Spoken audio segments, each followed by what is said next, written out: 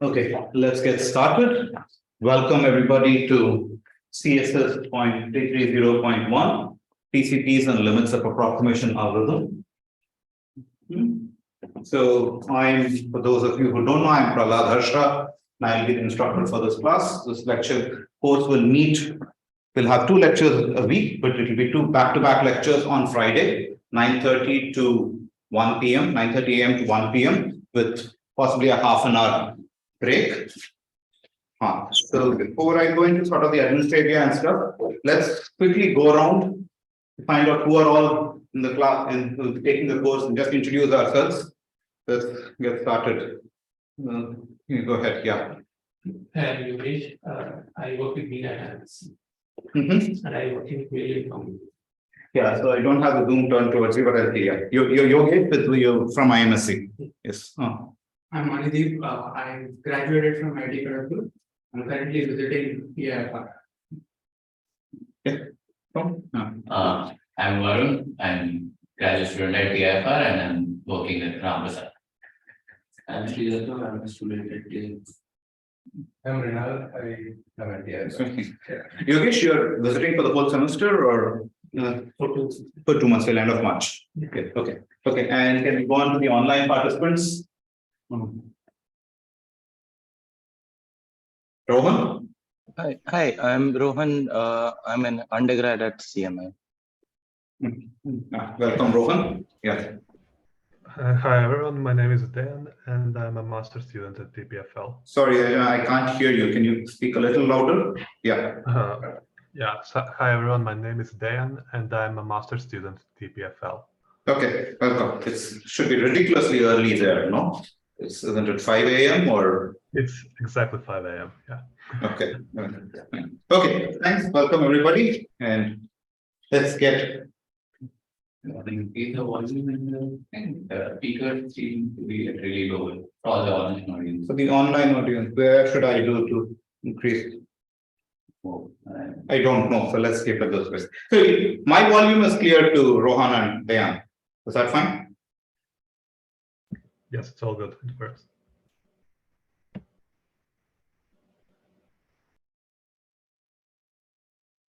Okay, let's get going. I want to, before we get into the actual details of the class, get a little bit of the Administrivia out.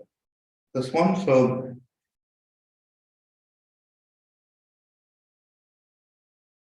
the class will meet on Fridays from 9:30 to 1, with possibly a 30 to 45-minute break in between.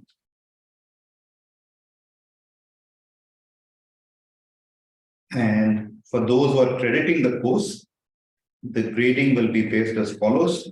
We will have about 3 to 4 problem sets.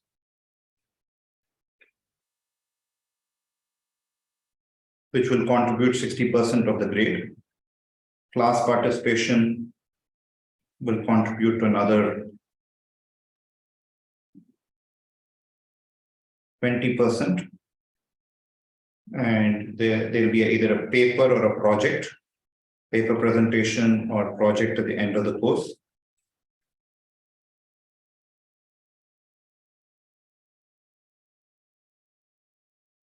Which will contribute to another 20%. Particularly, there won't be any final exam. In this course. And the sort of background I require is a basic course, possibly the graduate level course in algorithms or complexity. But mostly mathematical maturity is what I refer. A course in algorithms or complexity will be helpful to do the course. And what else do I have? Who's crediting the course? Srijata, anybody else? Okay, so I haven't submitted the form. I haven't submitted the form, that's fine. Yeah. Okay. Okay, so let's get started with the course PCPs. So this is possibly, it's 3 decades since we've known the PCP theorem. The PCP theorem is one of the crowning jewels in the theoretical computer science literature. And despite being more than 30 years old. It's still sort of an extremely rich field, and there's active work going on in the field over the last 30 years, even more recently. So I thought, given I wanted to actually start off, treat this course more as a tribute to the PCP theorem. It's been 30 years long, so we'll see what all has happened over the last 30 years. And the fair amount of the last 1/3 of the course will be devoted to what's currently going on in the world of PCPs. But given that, what I thought we should do is actually, so I'm going to treat this course as an ode to the PCP theorem. So given that there's one of our, that we should look at sort of with a, let's see, let me flash this and then tell you what I'm going to flash.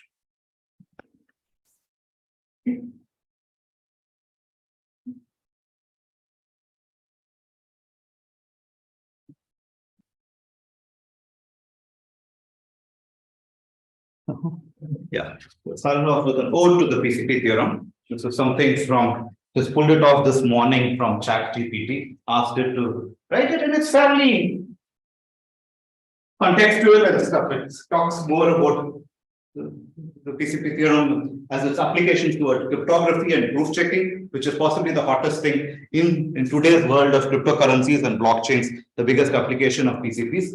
PCPs, the original motivation was proof checking. Then the PCPs were motivated primarily with the viewpoint of hardness of approximation. And that was what more or less directed the course of research in PCPs for 20 years or so. The last 15 years have seen these amazing applications of PCPs towards proof checking, and basically in the context, there are companies which are basically going to be, which are implementing exactly the PCPs that we will construct over the next few lectures. So those very PCPs will be, these algebraic based PCPs are being written, implemented and practice, and we will see these sort of one. Given that ChatGPT has caused so much jitters in the entire tech industry and market, so I thought I'll ask it several other questions. So I'll ask it, what are PCPs and stuff? It does, the poem was quite nice. It does get things wrong if you can read it a bit carefully. It's not all correct what it says, what are PCPs. I'll let you read it, or I'll possibly put links to it at the end of the course. But more importantly for me is ChatGPT, while this course was very useful, will ChatGPT actually help you to come up with the proof of the PCP theorem? And ChatGPT actually says no. It says, it's quite complex and technical, and it requires a deep understanding of computational complexity theory, algorithms, and cryptography. It's not possible to give a detailed proof. So hopefully this course will still be relevant. But till the end of at least this course, we won't have automated proofs of the PCP theorem. Okay. Did it invent a new group called probabilistically changeable proofs by Yarra? What? Did it invent a new group? So there are several things in it which are fairly false. There's one of the lines in which it's asked who it credits the PCP theorem to Arora Shah, Sanjeev Arora, Shafi Goldwasser, and Bose Barak.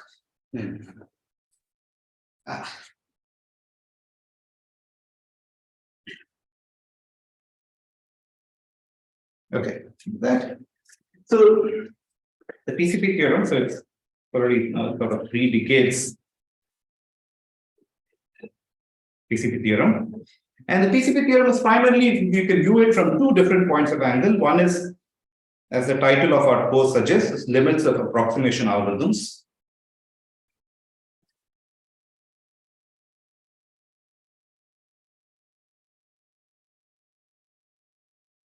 And the other is from the viewpoint of proof checking.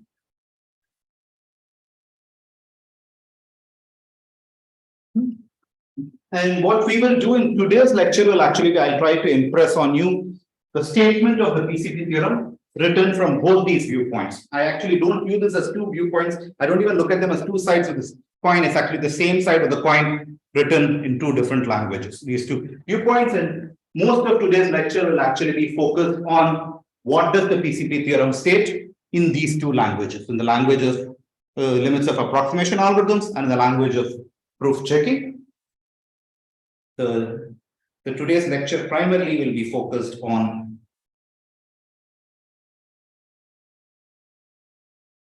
trying to understand the statement of the PCP theorem.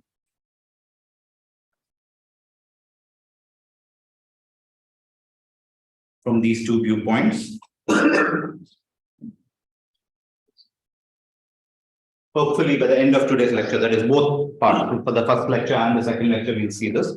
And then after this viewpoint, what we'll do over the next few lectures, next few weeks, we'll actually try to cover the proof of the PCP theorem. So the first half of the course will be just cover the basic proof of the PCP theorem. We'll do this.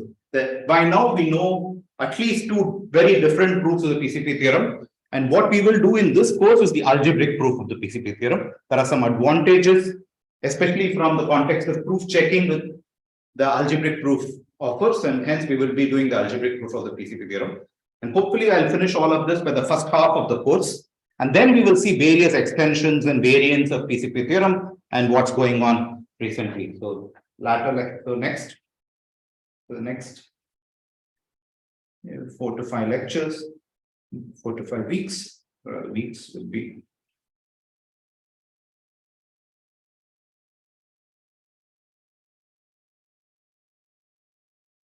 Proof of the PCP theorem, a proof of the PCP theorem,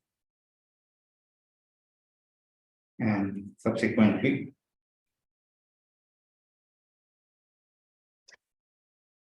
it will be various extensions and this I haven't yet fully decided what we will cover. This will be adaptive based on both what I feel at that point of time and your interest, what we want to cover. So the latter half is yet to be decided. That's going to be the general plan for the course. I was originally planning to have us all on board this one, but I didn't realize we're going to have participants from remote participants. So I tried to do the same thing I did for the coding course. Write this on the iPad, see how that works, and release the transcript at the end of every lecture. Yeah, it's just that sometimes I prefer the board because it gives me more real estate to write. There is more stuff you can see at a single point of time, but fine, we'll work with this. Okay, so any questions about the course or the topic of the course? Otherwise, we'll get started in the technical details. Okay.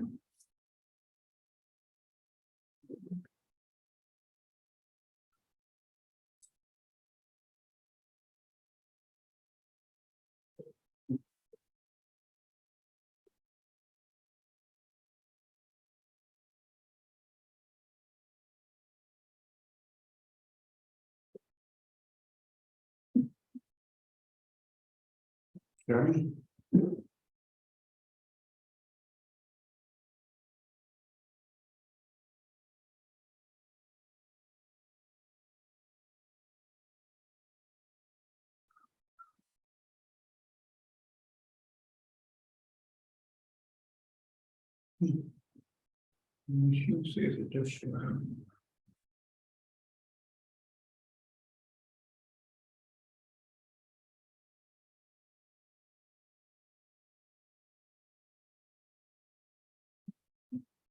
Yeah, so to begin with, to start off with, let's look at it from the viewpoint of the limits of approximation algorithms. So that will be at least a large part of the first part of today's lecture. We will view it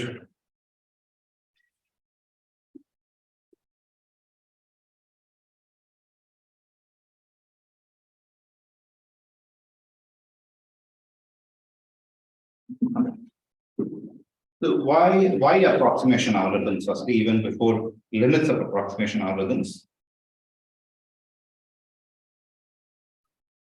Why approximations? So primarily comes with the field of in computer science, we are dealing with trying to solve problems. We have a whole bunch, a plethora of combinatorial optimization problems that we care about.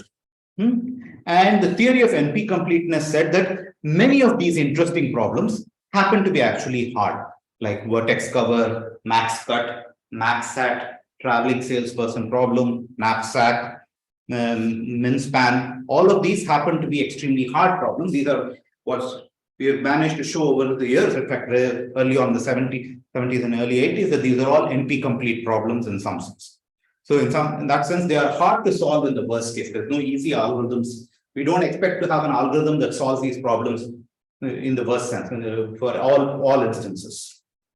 Now, there are two ways you can approach this. You can just give up your hands and say these. Anytime somebody asks me to solve one of these problems, I give up my hands and say, no, I can't solve this problem. But you can't do this like for problems like traveling salesperson problem are very important problems like Amazon or Flipkart every morning has to solve this problem. The deliverer gets a list of locations. He's going to this one. It's possibly is, for example, if you're in the city of Bombay, he gets a list of locations to drop off his packages. He knows all the distance between these locations. He has to find the optimal route so that he doesn't spend too much time and effort on petrol on this while doing it. So he has to solve it. Of course, this is an instance of TSP, but possibly Euclidean TSP if you think the Bombay map is Euclidean, the Bombay distance is Euclidean. This one, and you want to solve this problem over here. We know that these are not optimally solvable in the worst case. So what do?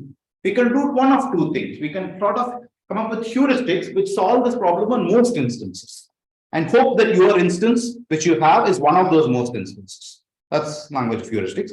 The other option is to solve what are called, so we have NP-complete problems, NP-complete or problems.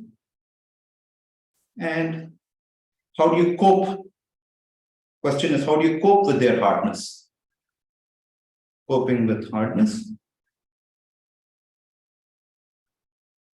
And two suggestions is, one is sort of heuristics or by heuristics, and it's a large class of algorithms which work well in the average sense. Here you have to make formal what the notion of average is. Average is from some distribution of inputs. It solves most cases. I do not know. That's one. Other option is what is called approximation algorithms.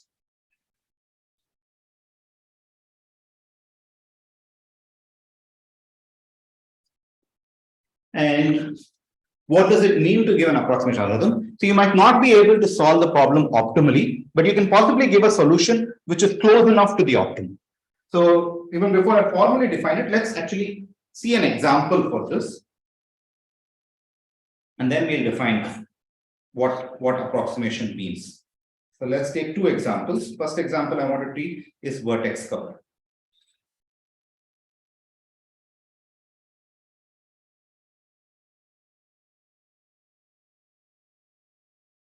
So what's the problem here? The instance is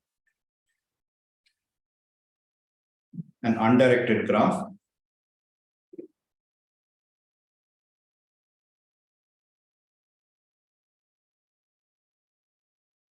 You can think of it, in the general case, you can think of it as weighted. The vertices are weighted, have non-zero weights, but we can also think of unweighted, in which case you can all weight with possibly. And output is a subset W of the vertices. And this W should be a cover. W should be a cover. That is for all UV edge or all edges, either U should be in W or V should be in W. So you should output a cover. And the goal is to output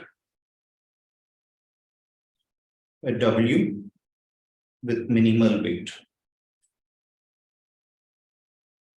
That is summation WP, V and W is minimized.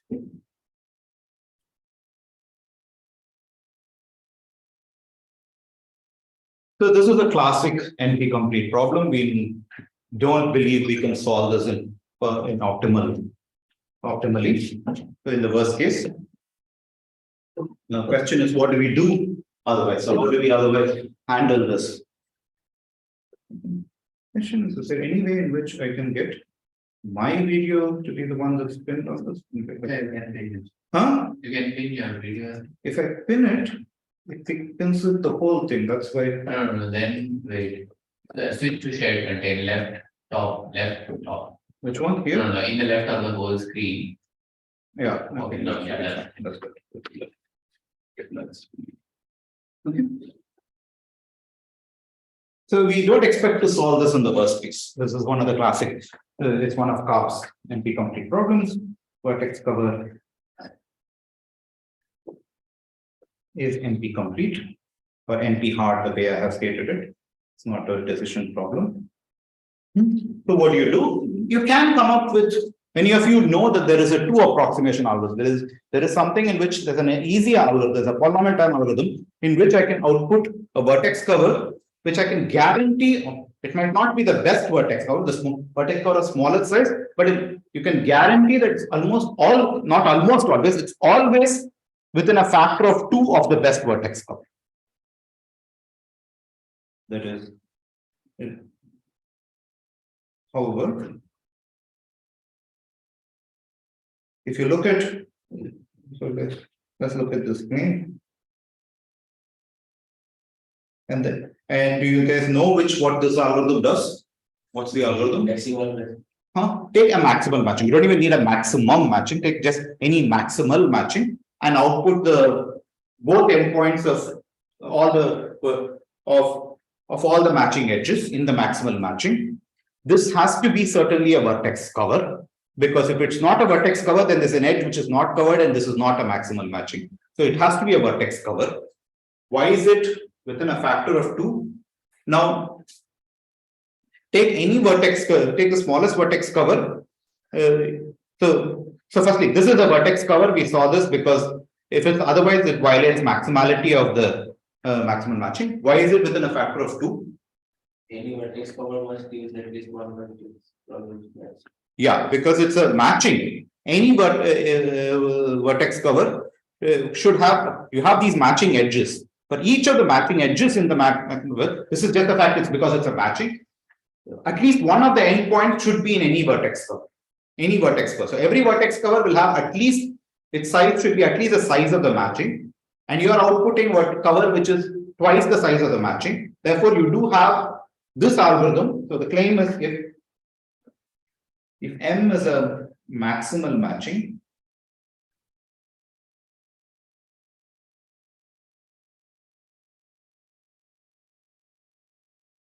G, then W, which is set of V's in P, V is an endpoint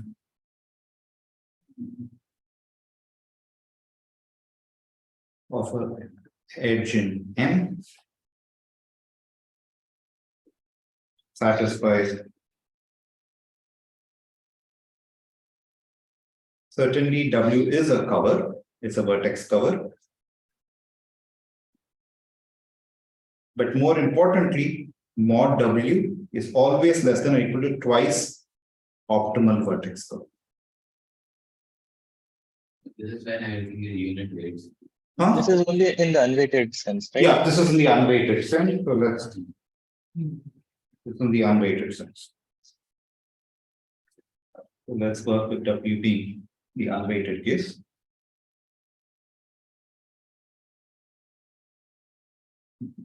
So for vertex cover, in the unweighted sense, at least you have a 2 approximation algorithm. What about, so that's example of one algorithm talk about.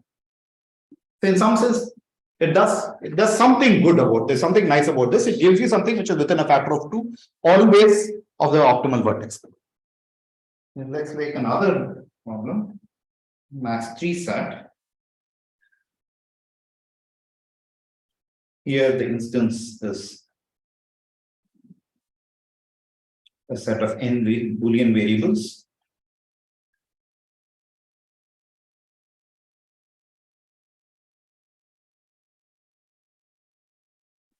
Call them without loss of generality x1, x2, xn, and m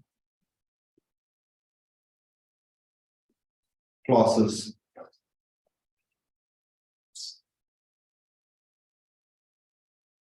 with at most. So that you have C1, C2, Cn, where each Ci is something of the form, let's say xi1 or xi2 or xi3 complement. It's a disjunction of literals. The disjunction of literals, and the goal is to output. So the output is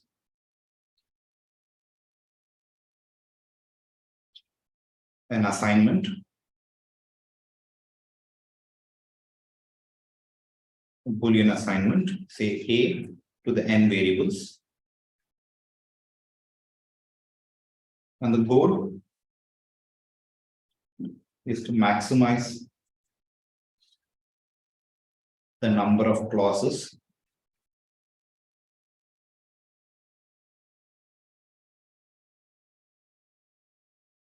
satisfied by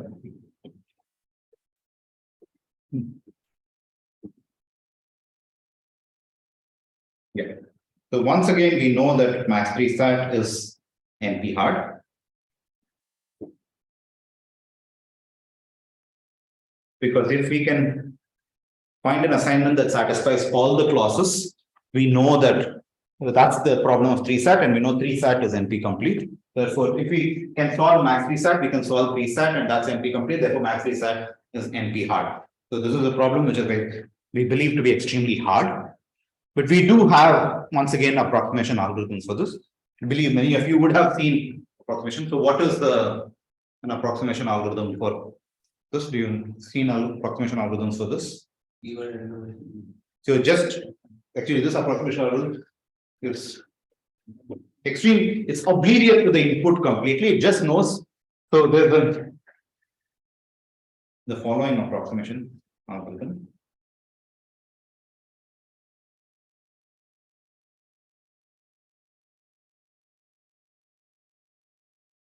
So just pick a random assignment. That's what Srichata is suggesting.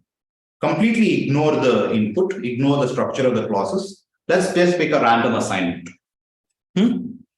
Now, if you pick, so there are how many assignments are there? There are 2 to the n assignments for the n variables. Pick one of them equally likely, uniformly. What's the probability that a particular clause is satisfied? Huh? So if you take a particular clause, it has exactly 3 variables. Huh? So let's look at this one. So let's see. C is a clause with k variables, k distinct variables. What is the probability that C is satisfied? This is exactly 1 minus 1 over 2 to the k. That is, there's exactly one of the 2 to the k possibilities to the variables over here that will violate this clause. Everything else will satisfy it. So more generally, if you have C1, C2, Cn are the m clauses, the expected number of clauses satisfied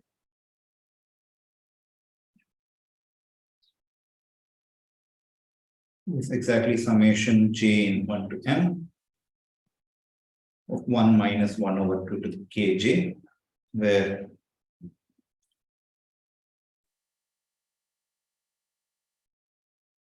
kj is number of variables of clause cj. Times, yeah, that's the number. And what do we know about this number? I'm just making it a little more complicated than what it should. Right, because I'm going to change this one. What's this number? This is kj is less than or equal to 3.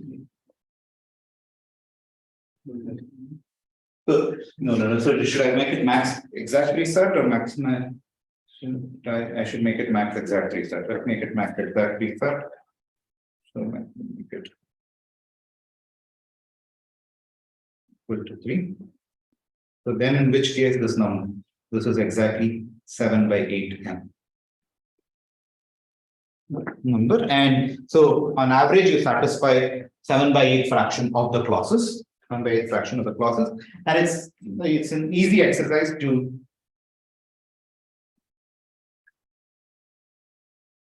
de-randomize the above algorithm completely.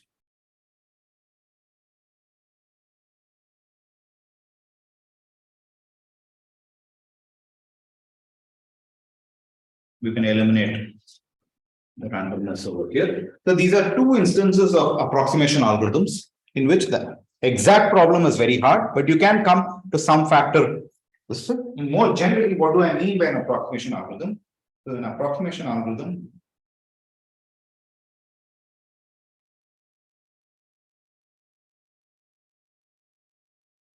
is the following. You're given some P, which is an optimization problem.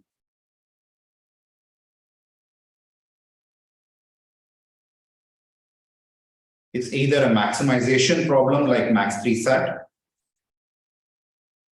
or a minimization problem. We are looking at one of these cases.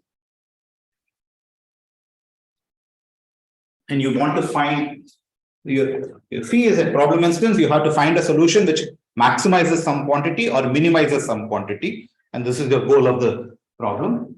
And this finding the maximum or the minimum, or even what the maximum value is, the minimum value happens to be NP complete. Most of these cases. What we want an approximation algorithm is an algorithm A, which given instance phi runs in poly time, outputs some A phi. So that A phi is guaranteed to be, you say it's an alpha approximation algorithm if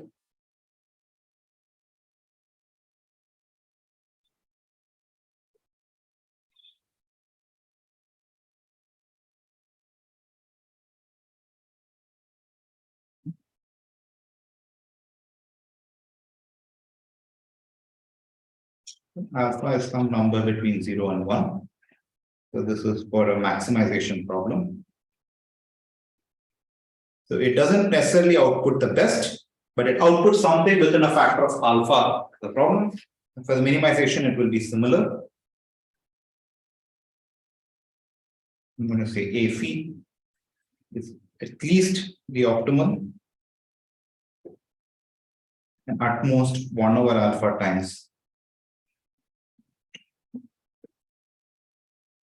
So that's what an approximation algorithm. So in this sense, with the problem which we saw, the algorithm which we saw is a 7/8 approximation algorithm for max3sat.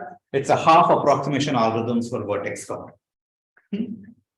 Now, notice the theory of NP completeness does not tell you anything about how well you can approximate. It says the optimal version of the problem is hard. So it might be that max3sat, possibly max3sat. So one approximation is hard. That's what the Cook-Levin theorem tells you. Now, we are given a 7/8 approximation algorithm for max3sat. In particular, they can exist any approximation algorithm between 7/8 to 1. The better, the closer this alpha is to 1, the better and better the approximation algorithm is. Similarly, for vertex cover, we gave a half approximation algorithm. Theory of NP completeness tells us that the one approximation is hard. So in particular, you can get any number between half and 1. So for each of these problems, and NP completeness does not tell you anything about this. So in fact, so we came up with these approximation algorithms. For these two problems in particular, actually we have not been able to beat this number 7/8 and half, and for reasons that will soon become clear by the end of this course.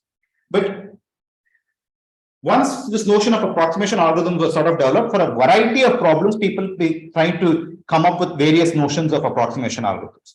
So the question is, how good can we approximate a problem?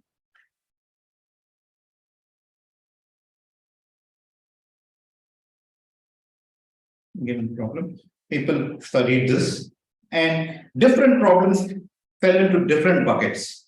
What I will just do is I'll do a very high level survey of what is. So we took two examples, vertex cover and max3sat, but these are not the only optimization problems. There's traveling salesperson problem, there is set cover, there is knapsack, there's clique, there's tree coloring, there's a whole bunch of, there's color, the chromatic number, there's a whole bunch of these problems. You can ask what is the best approximation you can get for each of these questions. You can ask what's the approximation algorithm that one can get. The theory of NP completeness puts all of these problems in the same bucket. You can solve one of them optimally, you can solve any of them, every one of them optimally, it puts them all in this one. But somehow, once you look at approximation, these problems break up into different, the extent of approximability for each of the problems happens to be very, very different. So what have we noticed? So there's one class, so the classes of, so the one class is what is called FP task.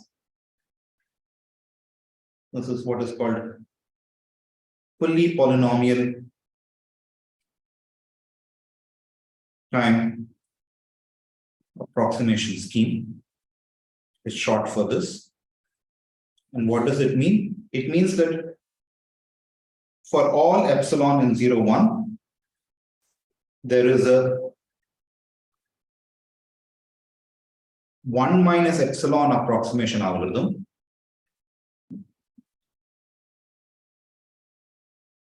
that runs in time poly n and 1 over epsilon. So there have been algorithms. So here we gave examples of things which got 2 and 7/8. Question is how half and 7/8. Question is how can you improve the half all the way to 1? Can you improve the 7/8 all the way to 1? And this is sort of the very best you can hope for. If you can't get 1, can you get arbitrarily close to 1? This says you can get any number close to 1. And in particular, the dependence on epsilon is also great. The example of this problem over here is knapsack. Knapsack is a problem that falls in this category for which we were able to get arbitrarily good approximations. And in fact, approximation, the algorithm ran in time, which was polynomial in how good the approximation is. The next set is what is called p-task. It's polynomial time approximation scheme. The only difference between this and the previous is for all epsilon in 0, 1, there is a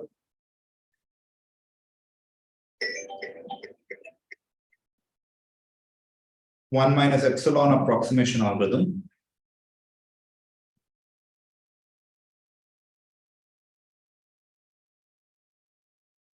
that runs in time poly in epsilon and n.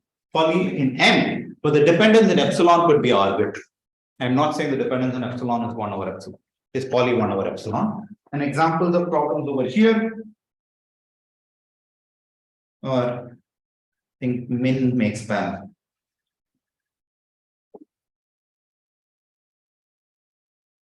Then there were problems which were called APX, for which we were able to get constant factor approximation, a fixed constant factor.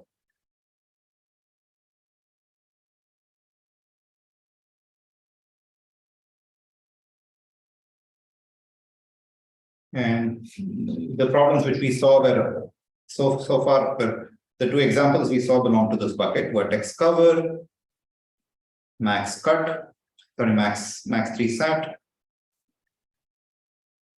So does actually max cut, and a lot of problems, several maximization, max CSP problems fall into this particular class. That's one notion of approximation. You get a constant factor approximation. So notice the extent of approximability is worsening.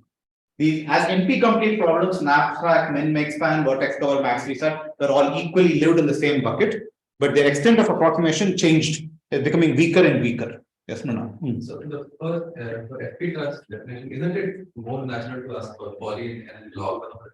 So in that case, usually the problem is solvable fully, because usually the search space is exponential and the search space is exponential. So if you can get it in log 1 over epsilon, you can get it so close you can find the right answer. In which case it will be a problem in yeah. So poly 1 over epsilon makes sense there. So here it's not main max span is not FP task. We don't know this. So in this So we will answer this. This is a question we will want to ask at the end of this. Each of these problems, why do they fall in these different buckets? Can we put them in this one? The next is what I'm going to call log APX. We have no constant factor approximation, but only a logarithmic factor approximation, log in the input size. Log factor approximation fixes.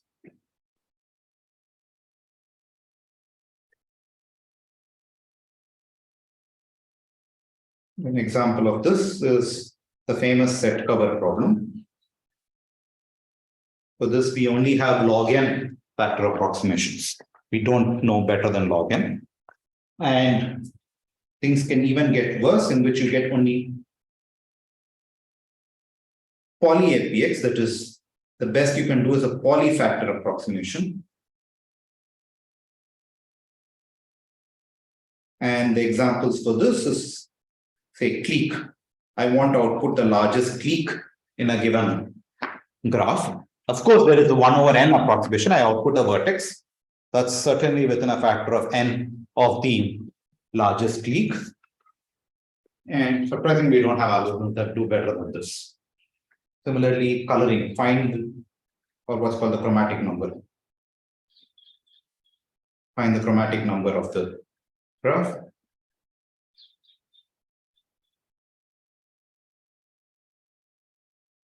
So some of these problems which live together as NP-complete problems, as exact optimization problems, when we looked at them from the point of view of approximation, they sort of seem to break down into different things. And what this is the current state of affairs. But when I draw this picture, what I mean is, for knapsack, the best approximation algorithm we know is FPTAS.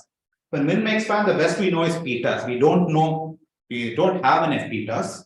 For these problems, we only have APX approximability. We don't have PTASs. And the question is, what we would like to understand is, why is this the case? Why can't a problem here actually collapse quickly? Why can't an APX approximable problem have a PTAS approximation scheme? Can it come? Does it violate anything? It doesn't violate NP completeness, a Cook-Levin theorem. Is there some way of understanding why these problems we can have this sort of behavior? That's what we would like to understand.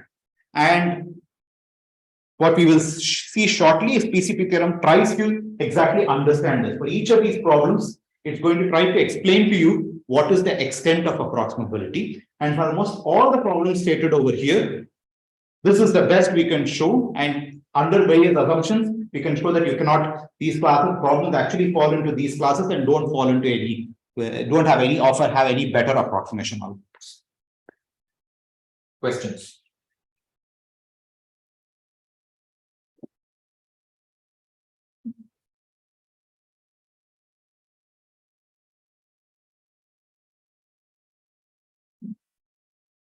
What we want to ask is, how does one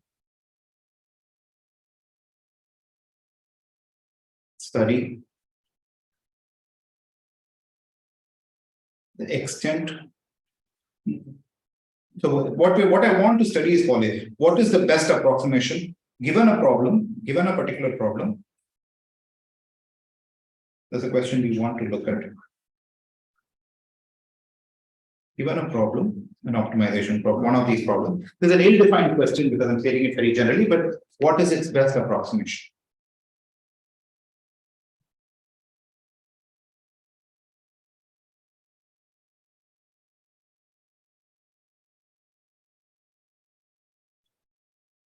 One can achieve.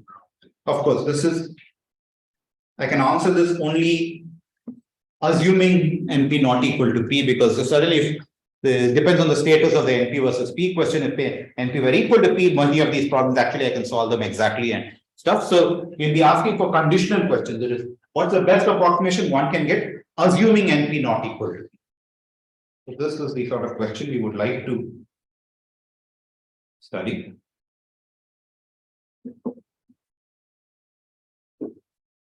We'd like to understand this.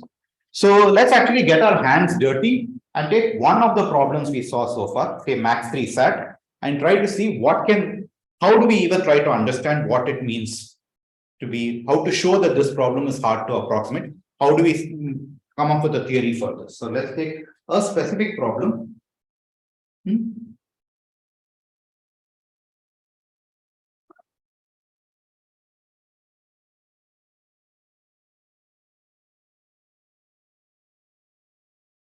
Max 3 sat, and I want to understand. So we know that it is 7/8 approximable. I want to ask, we know it's not 1 approximable. So there is some alpha at which the transition happens from being able to approximate it to not being able to approximate it. There's something, and we would like to understand how do I show that max 3 sat is not approximable beyond a factor alpha, where alpha has to be some number between 7/8 and 1. We want to ask this question. How do I even try to tackle this question? Okay, so that's going to be good. We have to do similar things for all these problems, but the general framework is going to be similar. So the question here, what do we plan to do? So I would like to understand, take particular max 3 sat, understand what's its best approximation. How can we try to, or how do we even state this problem? So we know, of course, you're asking, is there an question I want to ask is there an approximation algorithm? Is there an alpha approximation algorithm for max 3 sat for alpha for some number 7 greater than 7/8? Or if there's not, I want to be able to prove this. I want to be able to show that such a thing does not exist. Now, we'd like this question on.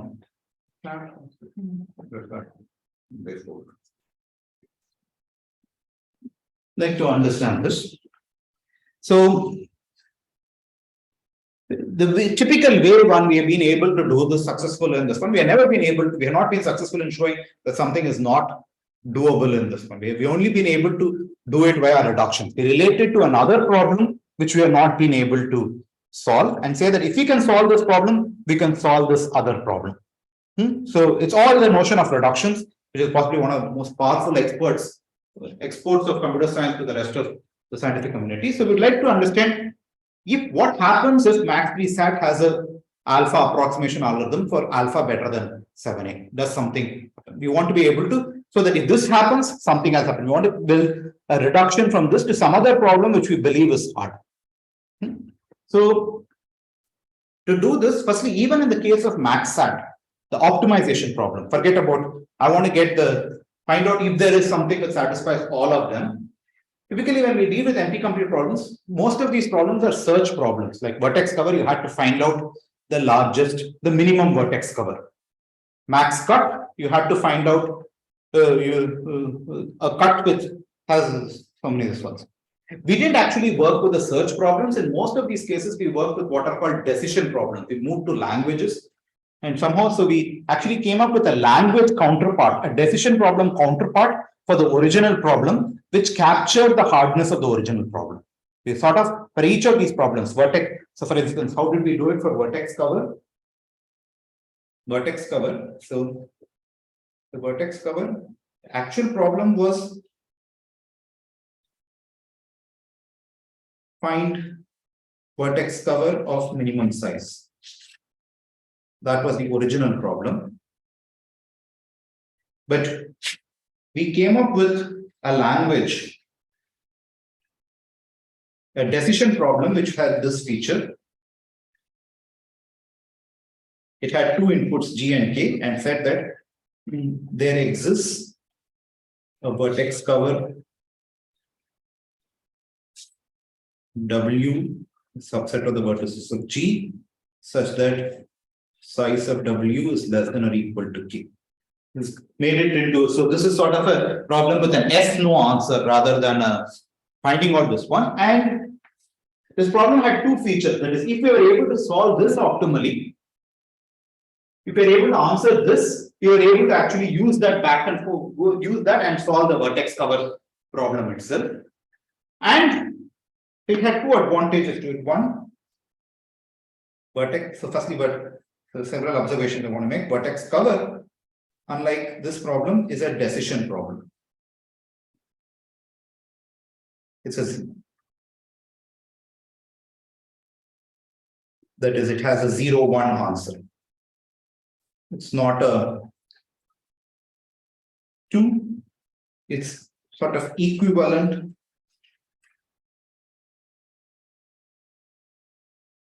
to the original problem. So if you could solve this vertex cover problem, we could use that to actually find the vertex cover, and that's not hard. You just use it to first find out, you can run over K can be any number from 1 to n, either do a binary search or just go over all of them, find out the size of the min vertex cover, just ask G1, G2, G3, ask each one of them, find out for which G, find the largest G, find the smallest GI for which there exists a vertex cover. And after that, once you find that out, you can keep adding over. You can knock off vertex after vertex from the thing and check if there's a vertex cover of that. So you can use this to solve that. And third, finally, was we were able to. This I will always get it hard. We were able to reduce vertex cover to SAT or SAT to. We were able to reduce SAT to vertex cover.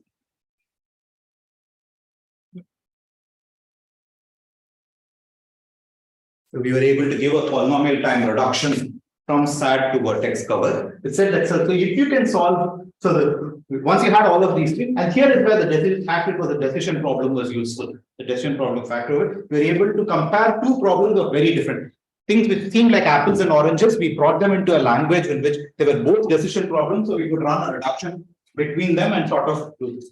We would like to take the same approach. Given that we have been successful in this, we would like to do the same approach for max 3 SAT. We would like to come up with a decision problem counterpart. We wanted to have three features: a decision problem counterpart to max 3 SAT.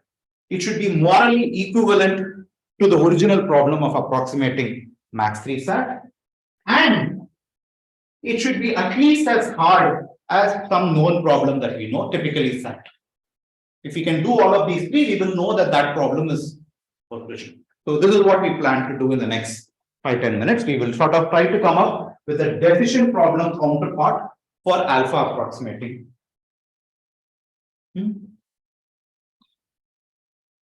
Yeah.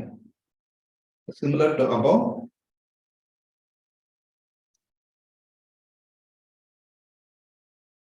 Would like to come up with a decision problem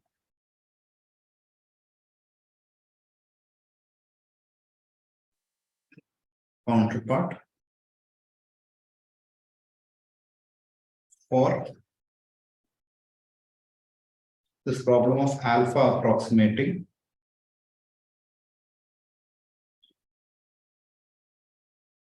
max 3 SAT. Okay. So, and the reason we are doing is this way of doing it was very successful for the NP complete problems. So similarly, if I want to show that alpha approximation is not doable, this is not a problem related to one of the problems which we know. It's not of the same type. It's not a 0-1 problem. So related to one of the problems we know, we'll first come up with a decision problem counterpart. And once we have the decision problem counterpart, show the decision problem is not removing any hardness from the problem. It's equivalent. The decision problem can be solved if and only if the alpha approximation problem can be solved.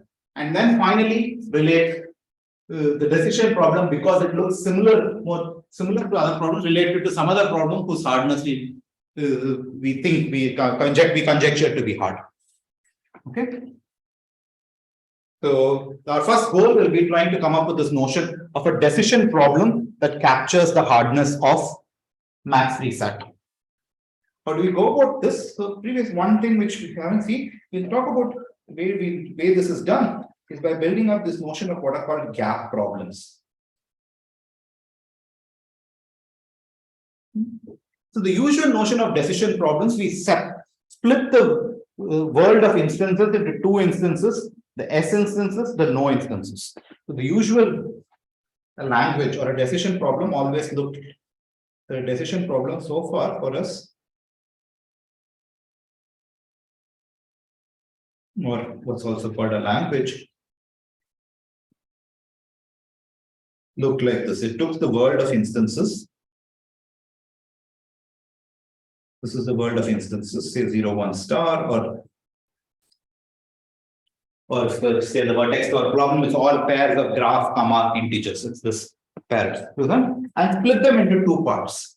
Those which are in the language and those which are not in the language. And you have to distinguish between which side you are on. What we will do over here is we will take a similar approach, except that this will not be a partition. There will be an S part, there will be a no part, and there will be things which we don't care about. So gap problems are exactly gap problems.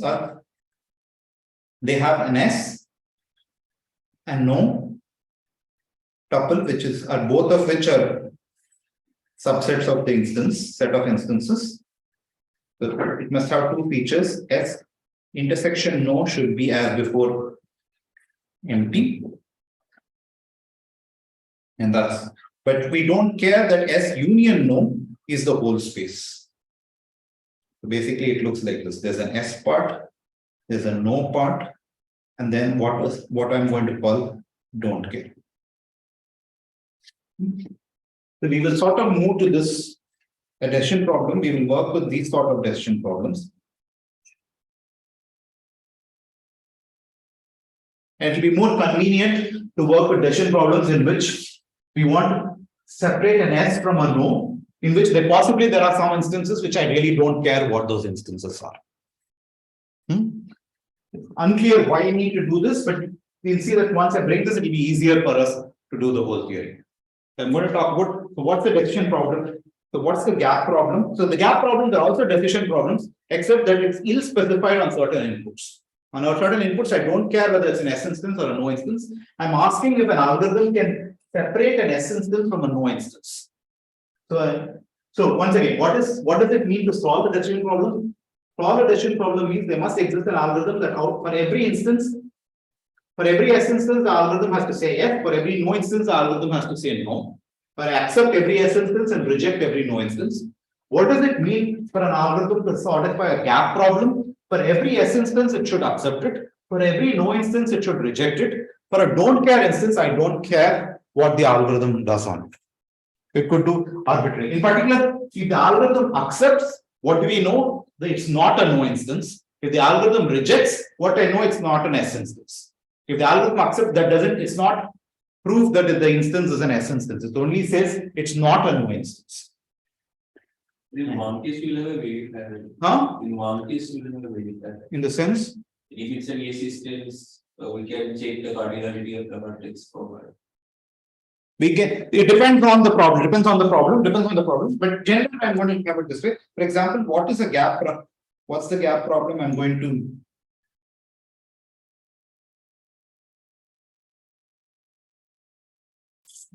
corresponding to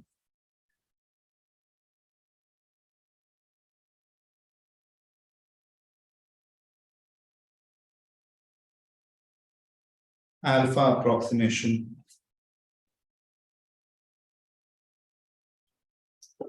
max 3 set.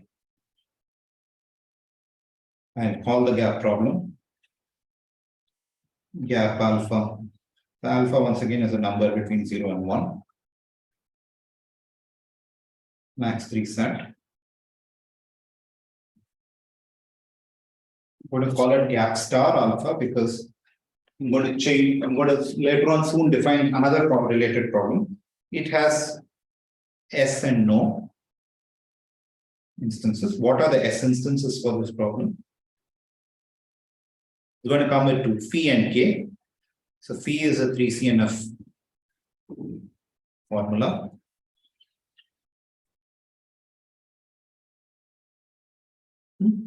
And there exists an assignment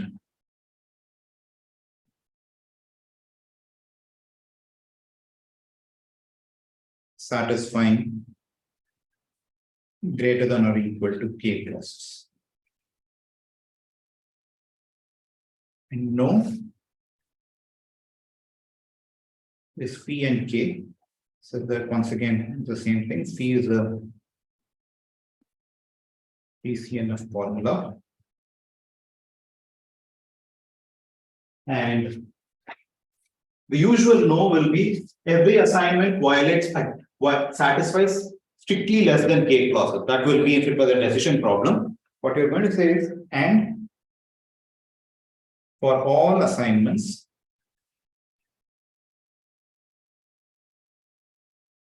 strictly less than, instead of k, I'm going to say alpha k clauses are satisfied.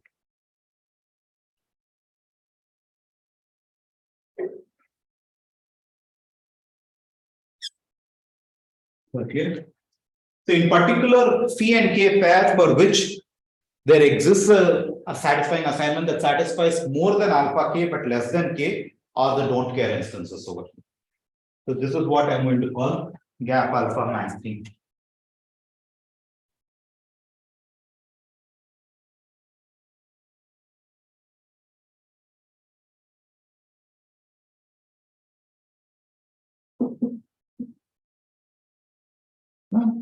And the easy proposition, why have I even written this, considered this problem, is because I want to say for all alpha in 0, 1 and alpha approximation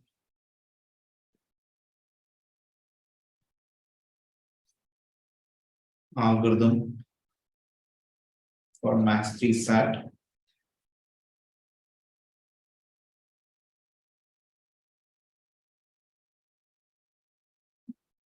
a polynomial, when I mean exists, when I mean an alpha approximation algorithm, I always mean a deterministic polynomial time algorithm exists if and only if there exists a polynomial time algorithm that solves gap alpha star max 3 sat.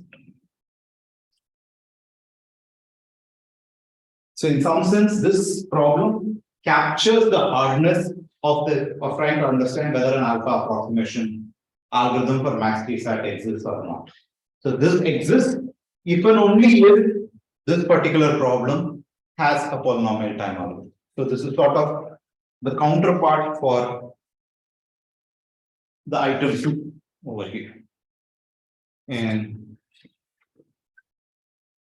this is the reason why because we want to study if an alpha approximation exists. The reason to study this, we want to work with decision. It's easier to work with decision problems. So we're coming up with a decision problem which captures the hardness of whether an alpha approximation. So why is this true? So we need to show both directions. So we need to show firstly this direction, that is, suppose A is a alpha approximation algorithm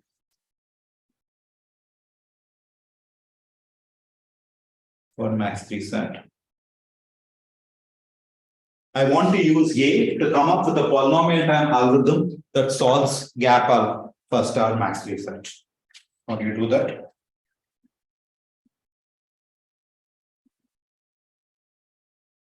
Try every value of k and output the largest k for which you get not unknown. No. So I have an alpha approximation algorithm. So I just need to find. So what do I need to do? So B is this. Okay. B is on input. B gets an input which is phi comma k. And you need to tell me whether there exists a satisfying assignment which satisfies at least k clauses, or every satisfying assignment satisfies strictly less than alpha k clauses. I don't care what happens in between. I need to solve this. So this is B is an algorithm that you need to do this. You have access to A.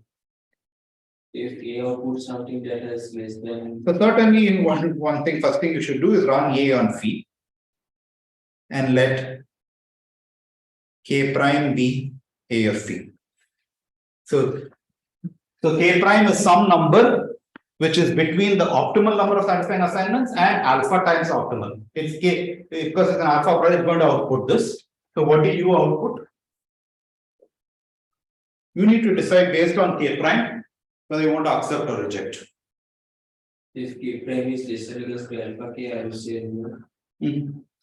Yeah, so I want to claim the following verb: accept if k prime is greater than or equal to alpha.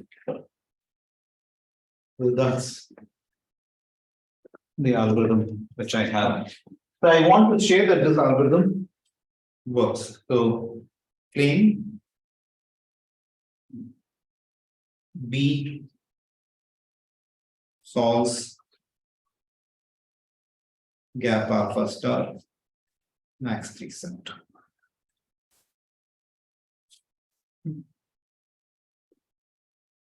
Let's see a quick proof of this. So suppose Pk belongs to an S instance. In that case, why do I know that B will accept? Output is created and alpha times short. So you know that K is less than 6 means that K is that there exists a satisfying instance, satisfying assign, there exists an assignment that satisfies at least K clauses. Therefore, opt of, so in particular, so this implies that this implies that opt of phi is at least K. And A of phi, K prime, which is A of phi, this is at least alpha times opt of phi, which is It is 5. Alpha times short of yeah, which is okay. Therefore, in this case, you are going to say yes. So K prime is in fact greater than alpha K, so you are going to therefore B outputs yes, B accepts.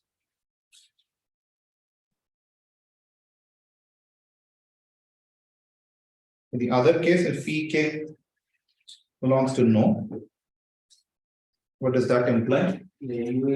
So that implies opt of phi is less than alpha K. Is that right? Opt of phi is less because no one. Therefore,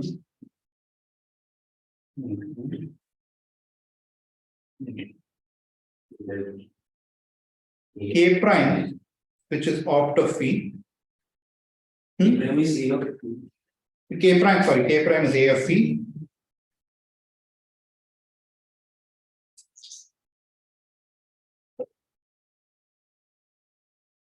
So we use the fact that it is at least an alpha approximation algorithm, but it also always outputs something which is less. It can never output better than the other direction. K prime is always going to output something which is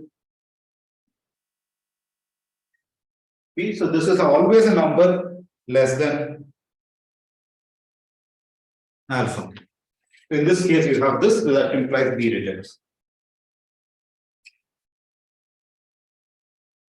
In both cases, we have a right.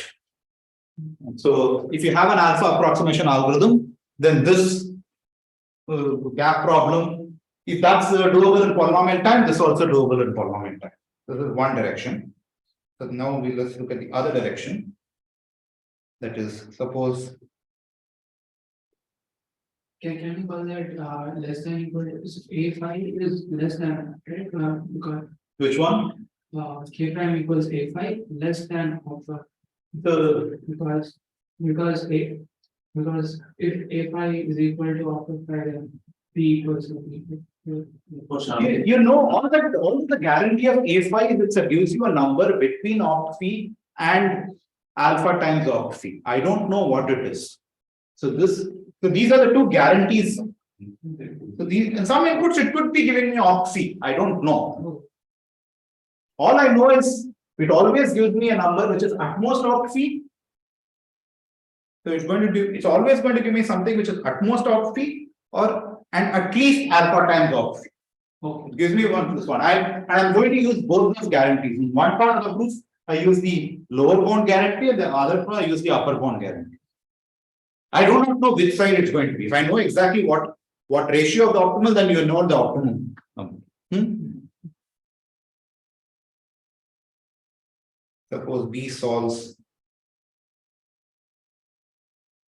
gap alpha star max 3 sat. Then now I want to get an algorithm for A. And now I just get an input phi. How do you solve?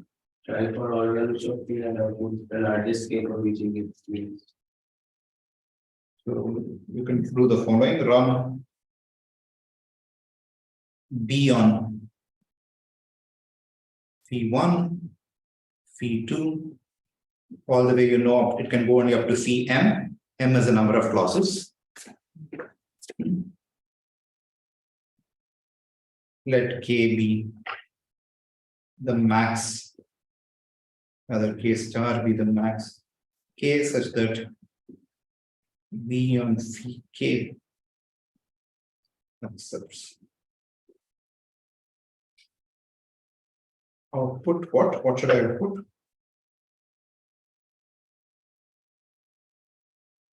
Alpha K. I claim this is an alpha approximation algorithm. Can you quickly see this? That's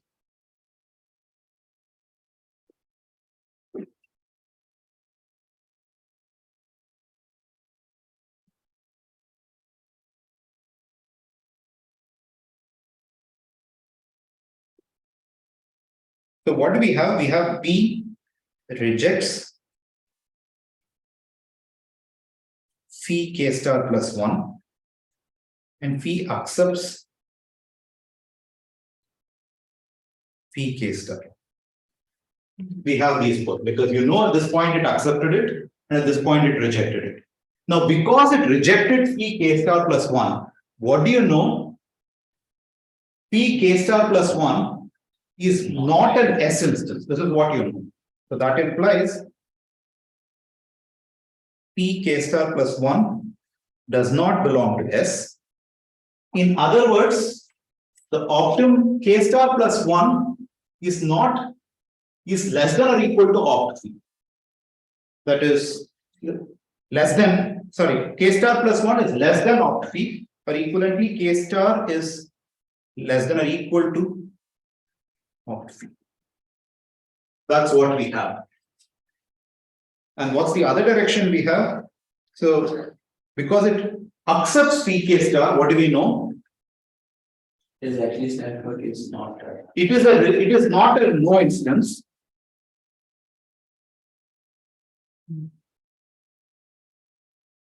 Which, what does it mean? That means if it's not a no instance, opt phi is clearly opt phi equals to 1 by alpha K star. of phi is at least alpha k.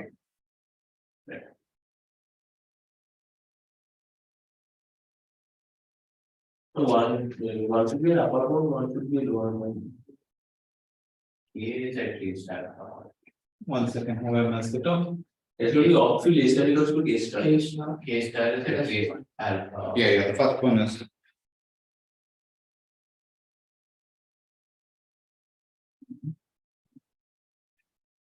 Opt phi is less than or equal to k star. Yeah. So in particular, alpha k star lies between opt phi and hence alpha k star lies between opt phi and alpha times opt phi. So it is a valid number which gives you a number. Varun, is it okay, or- Please, both anybody's there's a magnet. No, so what is? Yeah, just use here alpha k is less than or equal to opt phi, that is just one. Here is k star is greater than or equal to, therefore alpha k star is greater than alpha opt phi. Therefore, alpha k star is a number that lies between these two, and hence it's a valid number to give as a number. So no, all of this exercise, we spent a lot of time doing this. We will almost never again do this sort of reduction. Is just to show that this is a decision problem which captures the hardness of the original problem that we wanted to. So opt phi will be less than k star plus 1, which means opt phi is less than or equal to k star. Here, all the inequalities in this one are chosen to be this one. So it is not in yes, therefore opt phi is less than k star plus 1, which means it's less than or equal to k star. Okay. So that hence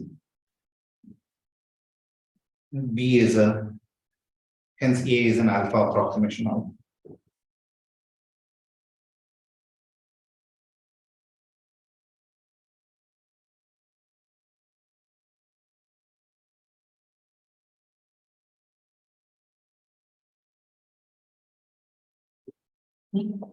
Okay, so what have we done at this point? All of this exercise is actually a fairly routine exercise. It's just this fact of converting the problem that we wanted to do into a nice decision problem.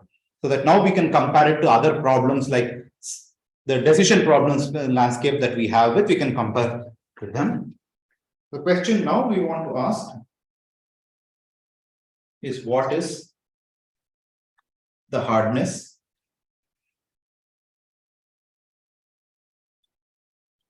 of gap alpha max 3 cents. So if you understood this, this will tell you if this was not doable, then the previous proposition tells you alpha approximation is also not doable. And in some sense, the PCP theorem exactly addresses this very question. So an equivalent way, stating the PCP theorem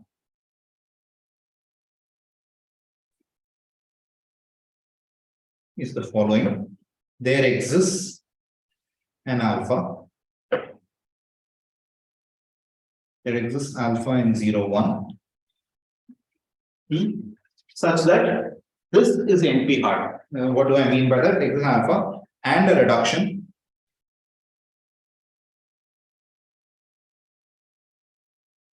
let's make it even more precise, and a polynomial time and a poly time deterministic reduction or from SAT to gap alpha star max 3 cent. That is, if psi belongs to SAT, whereas R psi, which is an instance of the form phi comma k, belongs to an F, belongs to the S instances of gap alpha star max 3 SAT. If phi is not in SAT, then R phi, which is of the form phi comma k, belongs to B.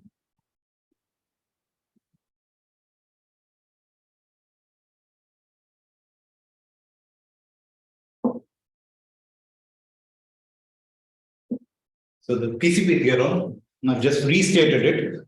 PCP theorem sort of states exactly what we want to do. It states that there exists some alpha. It actually gives you an explicit alpha.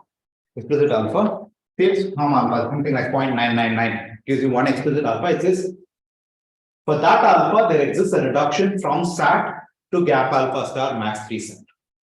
What's an immediate corollary of this? An immediate corollary of this is basically for whatever alpha the PCP theorem is true, you cannot get an alpha approximation algorithm for the same alpha for max 3 cent. That is, in other words, the corollary for the same alpha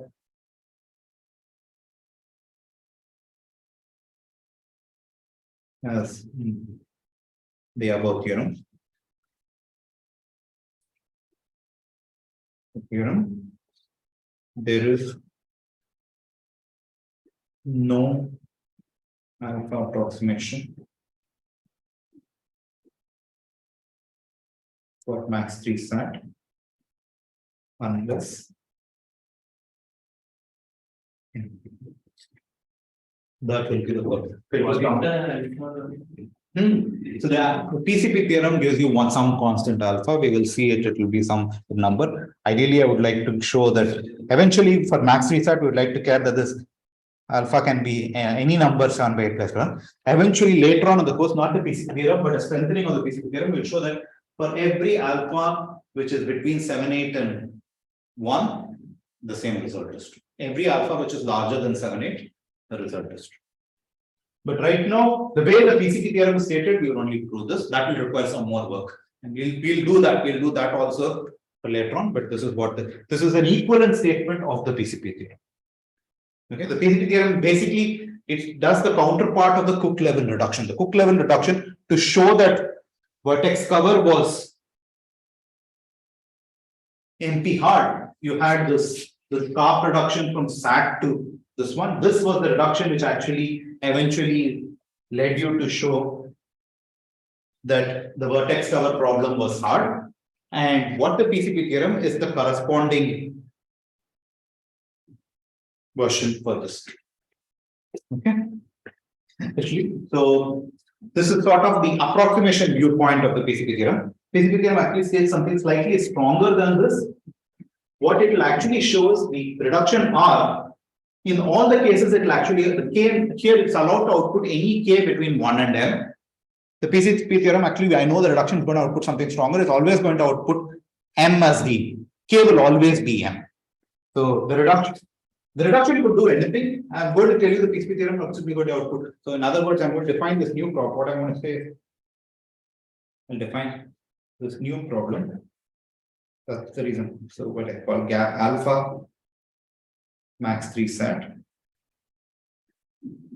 in which the S instance is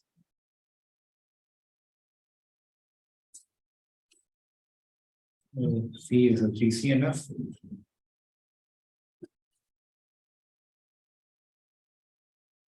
Formula, and there exists an assignment, and basically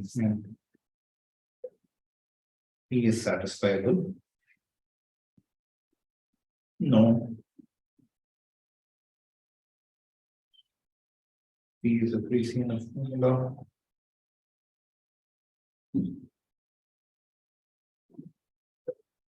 Every assignment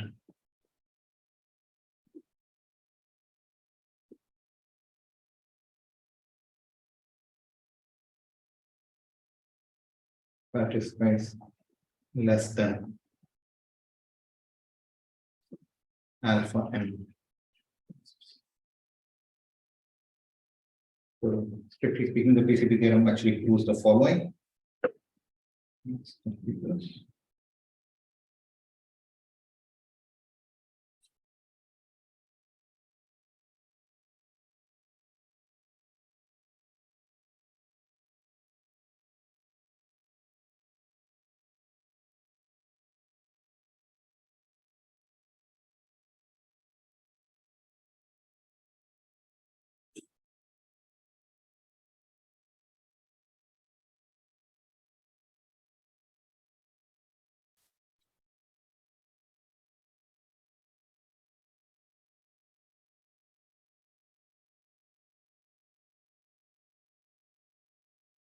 Certainly, this is a strengthening of the previous PCP theorem. If this is true, the other one is true. But we will, if I will call this, let's say PCP theorem 1. What we'll do in the next half of today's this one, after the break, we will we'll take a completely different viewpoint of PCP. We'll take it from the proof checking viewpoint and state another theorem called PCP theorem 2. And the latter half of that lecture, we will see that both the PCP theorems are actually the same theorem. The two theorems are equivalent. And then, of course, we will spend a lot of time, several lectures, to go ahead and prove this theorem. Any questions on the statement of the theorem? This is going to be Linus proof. We will not do the Linus proof. We will do the algebraic proof.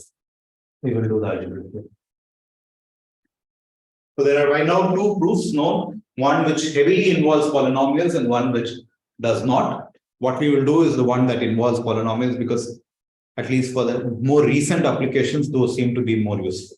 But both proofs have their own advantages. This one means, yeah, I'll try to see if I can give the other proof and parts of the proof in homework sets and this one. By the way, there will be the first problem set will be out early next week. It'll have several things to do with what various notions of approximation. We'll give you various examples of approximation algorithms and using this notion of the PCP theorem. So, shall we break now for about half an hour and meet again at 11:30?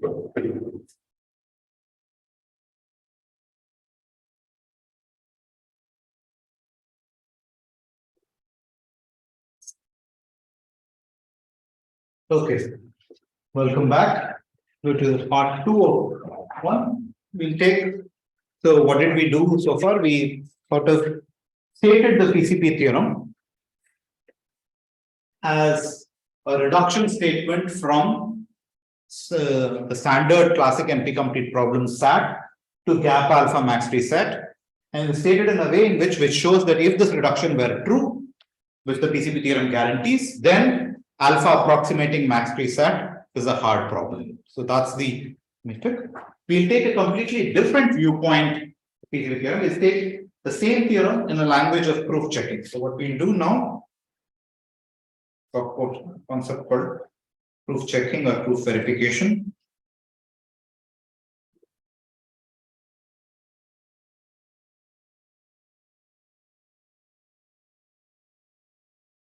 Yeah. So let's recall the classic, the proof verification viewpoint of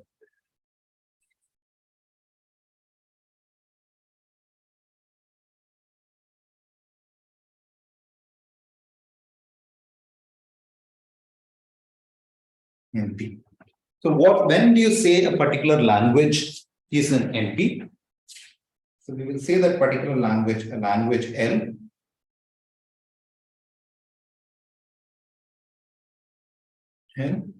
is an NP. What happens if there exists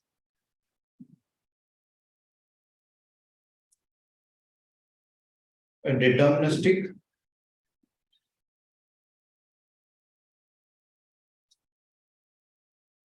polynomial time, rather deterministic verifier V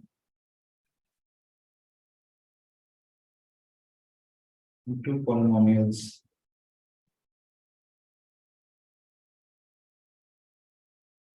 P and M such that the following holds. What is the meaning? So you want to check that a given string X is in the language or not. So how do you check this? So there's a verifier V.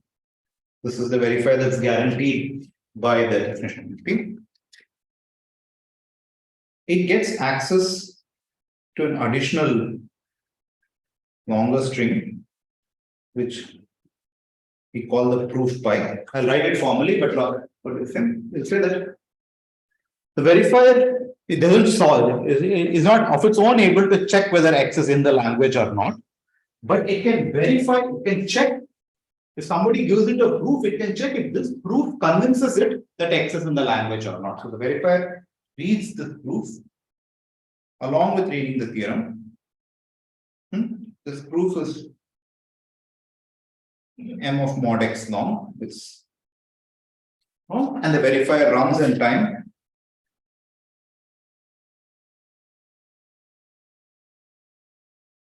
T of mod X. Formally, we have the following. We have one statement that is if X is in the language, that implies there exists a proof pi. Firstly, the length of pi is at most polynomial M times is the function M is polynomially longer than length of X. And when the verifier is fed this pair X comma pi, it accepts. So this just states that everything in the language has a proof that convinces. This is usually called the completeness of system.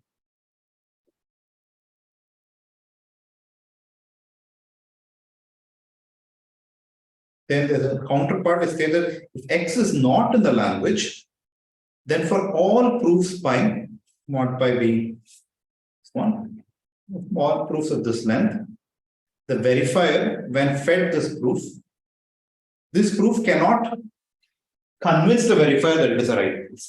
The verifier will always catch some bug in this proof. They cannot be a purported proof that does this job. So this is the classical notion of proof verification of NP. We know that is a language L is an NP if there exists a deterministic verifier that run, and furthermore this verifier and V runs in time T of mod X. So you say that a language L is NP if you have such a verifier that It's not able to solve the problem of its own, but when fed a proof, it can check the veracity of this proof, whether this proof convinces the verifier that X is in the language. So for in particular, we need two statements. We need one thing called what we call the completeness. If X is in the language, there must indeed exist one such proof pi. I don't know how this proof is created, but there must exist one such proof pi which convinces the verifier, which causes the verifier to accept. And if X is not in the language, the first part is usually called term the completeness of the verifier. The second one is if X is not in the language, then no matter which proof you cook up, when the verifier looks at this proof, it realizes that this proof does not prove the theorem. It doesn't tell you that this theorem is false. It just tells you this is not a valid proof for the theorem. Okay, so this is the usual notion of this is the proof verification viewpoint of NP, and every language in NP has such. Every language that's in NP has such a verifier, a deterministic verifier that does this. Now, there have been various attempts to try to understand how powerful should this verifier be. What exactly is the role of this verifier in testing the veracity of this proof? How powerful should it be? Does it really need to run in deterministic polynomial time? Can it run in, say, probabilistic polynomial time? Does it need to read the entire proof? So the various ways in which you think of this proof not as a single something written on stone, but as a prover with whom the verifier interacts. And you can talk of this verifier, if he interacts with this proof, can he be convinced? Can it be convinced? Can ask so there have been sort of various variants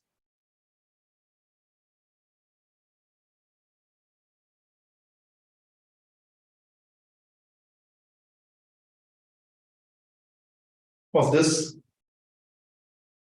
proof verification viewpoint.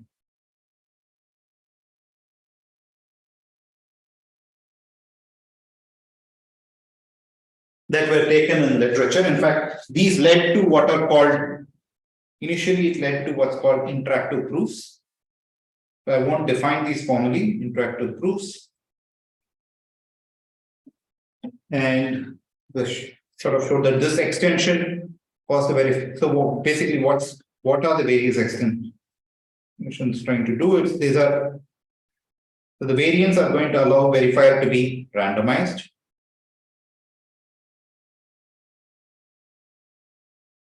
They're going to allow interaction with the proofs, interaction with prover instead of just a proof.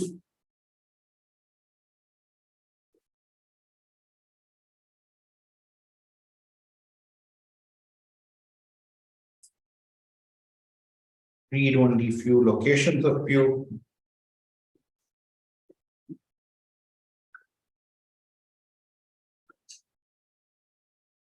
These are various variants which were considered, and most of these variants were considered more because of cryptographic motivation. We will not go into those motivations now. They were strongly motivated by cryptography, and these led to the classes, these led to the notions of what's called interactive proofs.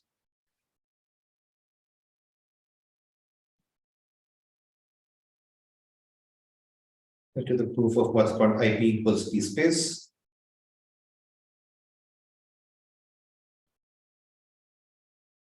Zero knowledge proofs, zero knowledge. How to convince somebody of the veracity of the theorem without them knowing anything more than the fact that the theorem is true. The proof should not be convincing. For example, so this was a notion that was studied. Then people studied what is called multi-prover interactive proofs.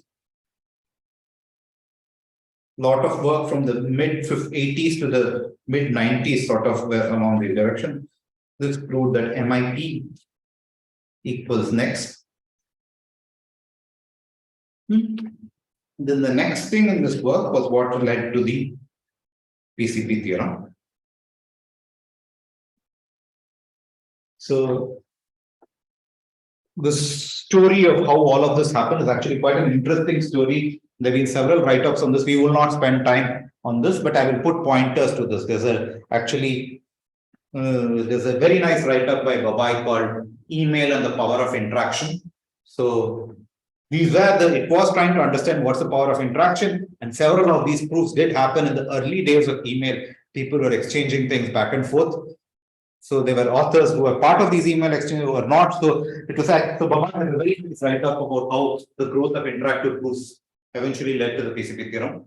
And Ryan O'Donnell also has a very nice write-up of this. I'll put pointers to these. We will not do this. We will just go to the specific verifier, which will eventually lead to the PCP theorem. So we're going to talk about the what I'm going to call a probabilistic. We're going to define a restricted notion of verifier.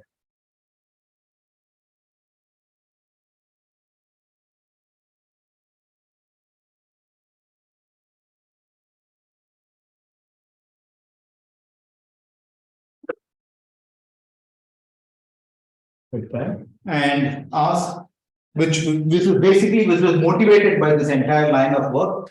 We won't have time to go spend each of them, so I'll directly go to the final verifier that arose in this line of work, which will lead us to what the proof verification viewpoint of the PCP theorem. So the restricted verifier, it will have several parameters. The restriction will happen in, firstly, it will be a randomized verifier. So we'll control the amount of random points the verifier is going to do. There will be Q, which is the number of queries the verifier is going to. So we're going to have functions which for R Q, how long a proof it's going to read, and T, which is the running time of the verifier. M and T are as before. So we'll work with these functions. In R Q M T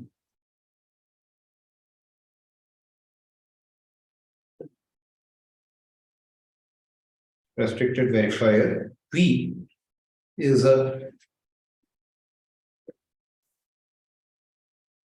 randomized algorithm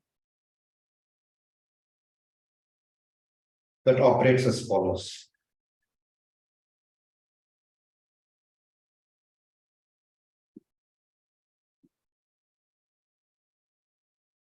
So it's going to be, the reason it's called restricted. So two of the parameters, it's going to be parameterized by 4 quantities, R, Q, M, T. M and T are similar as before. M is the length of the proof that the verifier gets to see. T is the amount of running time the verifier is allowed to run for. R and Q are going to be 2 other parameters. I'll state what it is. So the verifier is going to operate as follows. As before, the verifier is some. Now it's not a deterministic object. It's going to be a randomized algorithm. As before, it gets to see the statement of which it wants to prove. So it wants to check there's no L here right now. It gets to check some. The verifier previously had 2 inputs, one which was X, and so it's going to have to get 2 inputs as before.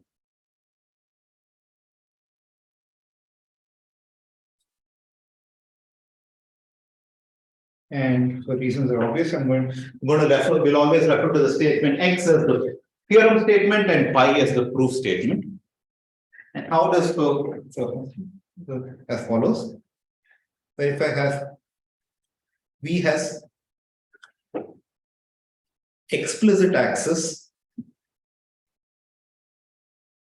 to X. So, like in the previous verifier, the verifier gets to see the entire input X. It gets to read all parts of X. It reads the X. It tosses R in 0, 1 R mod X coins. So it's going to toss some amount of coins.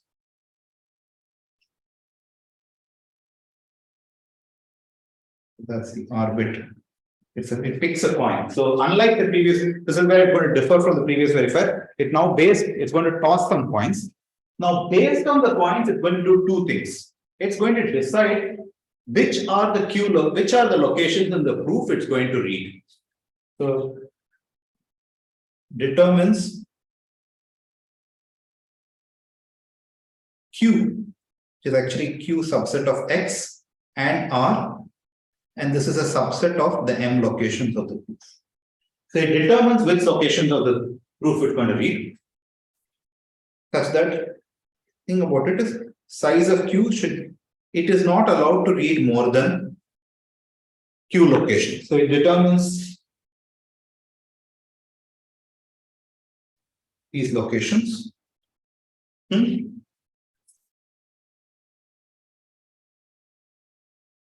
And a predicate C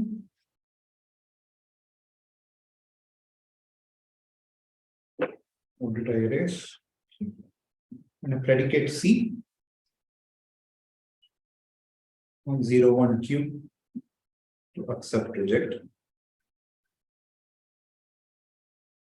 The predicate can be a function of X and the randomness. The predicate is a function of X and the randomness. What is it then going to do? Once it determines this, it will then go ahead and read the proof in those Q locations. So it will.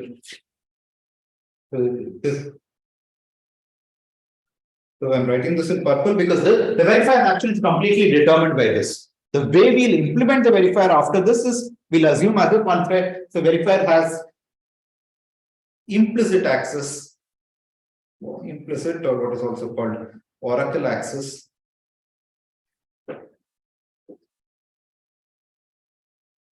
to a proof pi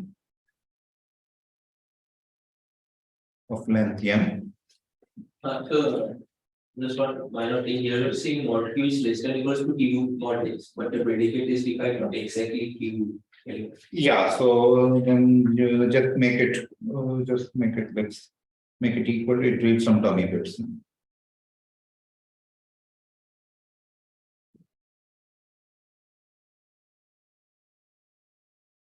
And reads. You can now say it reads pi restricted to Q and accepts, rejects based on C of pi restricted to Q. So this is something which is just implicit. The whole verifier is already specified by what's written in blue, and this is what runs in time.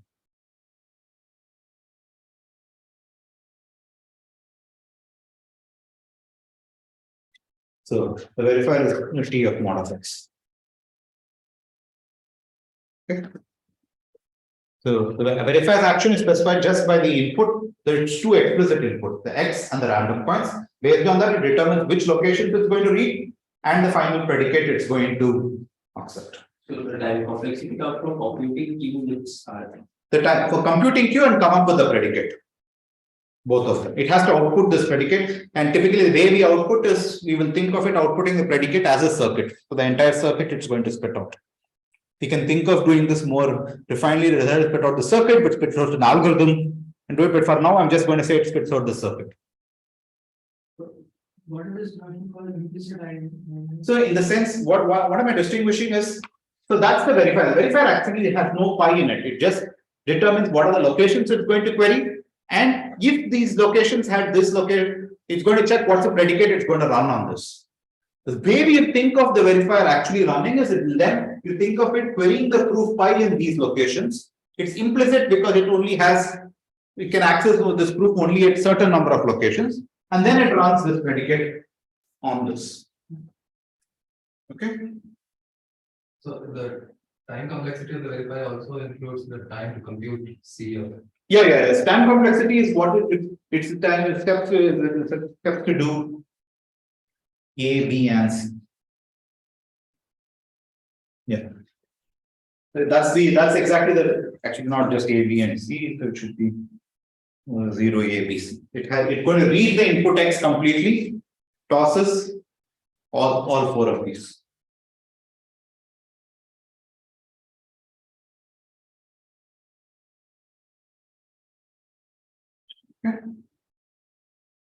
Notice this is different from our previous verifier. Previous verifier did not toss any random coins, and Q, which it chose, was always the entire set M.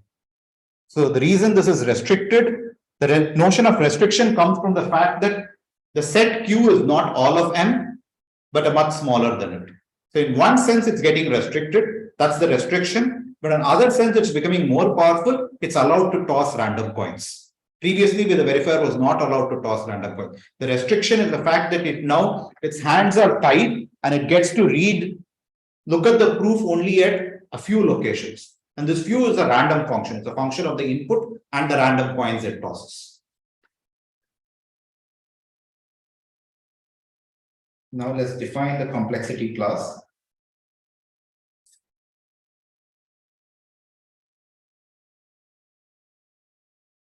PCP C, S RQ empty. Once again, RQ empty are functions like we had talked before. C and S are real valued things, 0 and 1, and typically C of any I is greater than or equal to S of I for all time.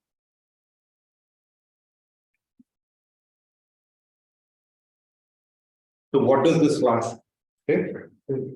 I'm going to talk about what are the things accepted by this restricted verifier. So previously we said a language, we had talked about this, it was clear. This is a language we are saying is accepted by this verifier if certain completeness and soundness property happens. I'm going to write the counterpart of this completeness and soundness property for this restricted verifier. So the difference being the verifier is once again, the verifier is being made more powerful, it gets to toss random points. The previous verifier did not get to toss, but it's been restricted in the sense it gets to read only a smaller location. And typically the small q that we will choose will be as small as a constant. In fact, as possibly even 3. The size of q might be 3. State is L belongs to PCPCS RQ empty if there exists an RQ empty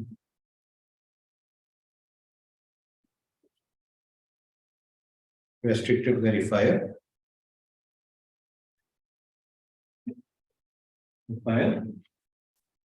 such that the following holds. You have once again a completeness and a soundness statement.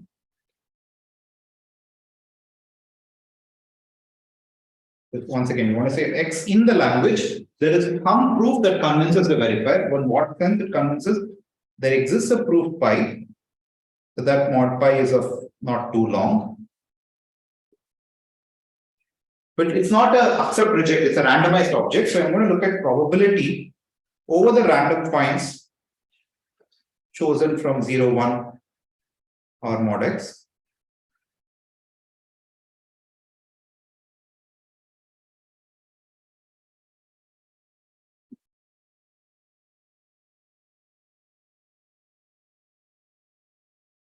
Something like this. So this one is reads it, and this output is written as P. It has explicit access to X, R, and that's actually reads this and outputs this one. This is exactly this is C pi of.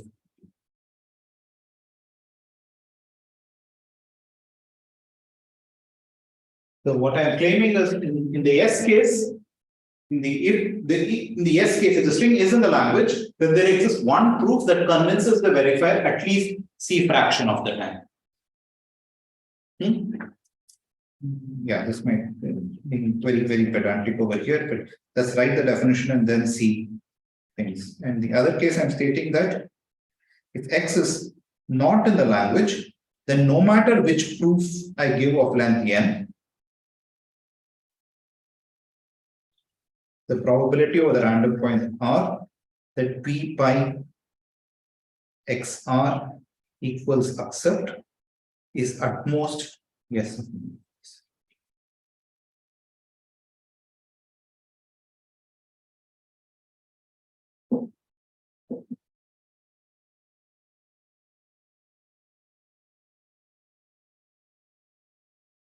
That's just it's a very verbose definition. Let's really follow the definition. It's the usual notion, except the verifier is allowed to toss random coins, but gets to view the proof only at a very small number of locations. That's the reason I put pi as in the superscript, is because P doesn't get to read all of pi, it gets to read only parts of pi. So all implicit inputs we will write it as superscript, write as Oracle access. The explicit inputs we will write it full form over here. This is this. So just to get our hands dirty, let's see what are the usual classes that we have seen are in this language. What is P in this language? You neither toss random coins nor do you look at a proof. So it's just PCP 1, 0, 0 and 0. It neither tosses random coins nor does it look at your proof at all. That's exactly what this one is. So one thing which before that I need to make this one. So I need to, this is I defined the class RQMT. I'm dropping this one. So if P and M are both poly in the input size, we will just drop it. If there are anything better than that, then we will explicitly mention it. If it's just poly in the input size, I will not explicitly mention it in the whole thing. We'll just omit, we'll drop these parameters. Unless I want to give more finer one. Therefore, after this language, if you now look at P is just PCP 1, 0, 0, 0. What is NP?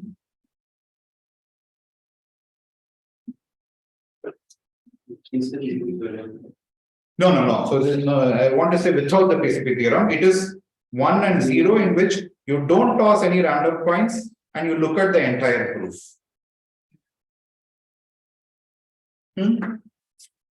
BPP will be PCP 2 by 3, 1 by 3. 3 by 4, 2 by 3, whatever that is. Yeah. 3 by 4. You toss polynomially many things, but you don't read any proof. There's no proof. This is just a complicated way of writing things which we all familiar with. The PCP theorem is going to give us yet another characterization of, so NP certainly is characterized this way. What I'm going to say is the PCP theorem characterizes the NP in a slightly different fashion also. So, 1 second, are there any more remarks I want to make before I say?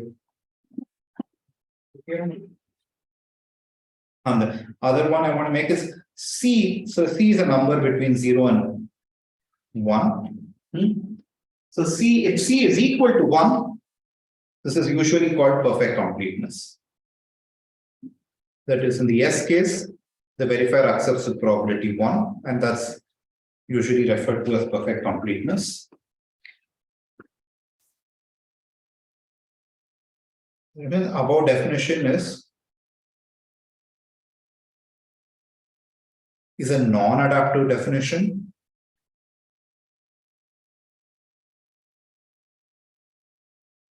In which the Q queries have been decided upfront.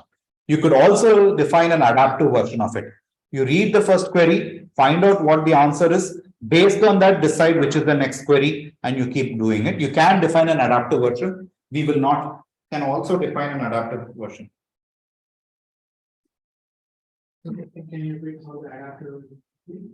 So what's the non-adaptive version? Non-adaptive version, even before you looked at the proof, you decided these are the Q locations you're going to query the proof in. Adaptive is you decide there's an ordering among these Q locations. You decide the first location, you go read the proof.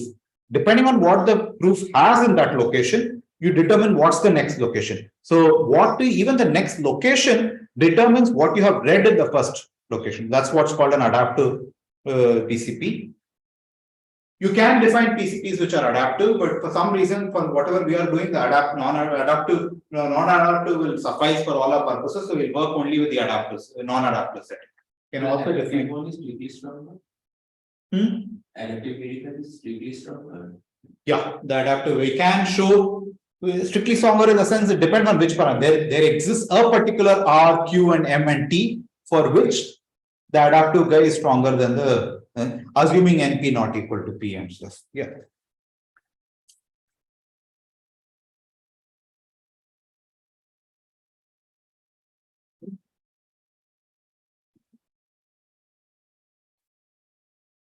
So what the PCP, so the usual NP, the usual NP definition states that the verifier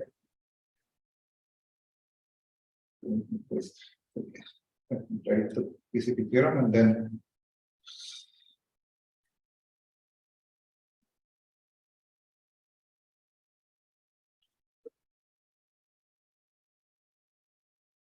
well, the proof viewpoint of verification theorem states that for every line, so it says there exists a universal Q, there exists a Q, a constant Q, which is a positive integer, v greater than equal to 0, such that for all languages L in NP, there exists a C such that L is in PCP 1/2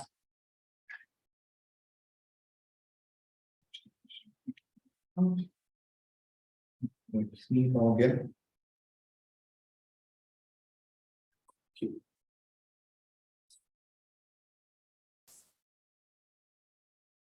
I will not make it 1/2. I will say there exists a alpha and an alpha in 0, 1.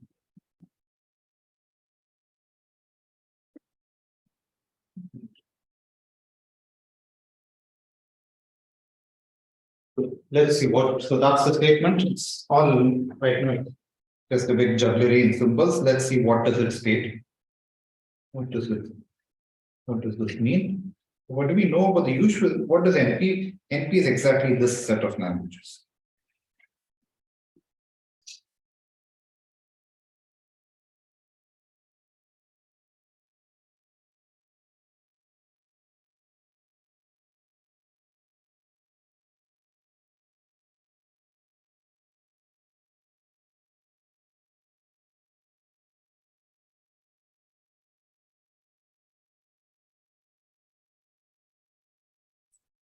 That's the usual NP. What does the PCP theorem tell you? The PCP theorem says that the same X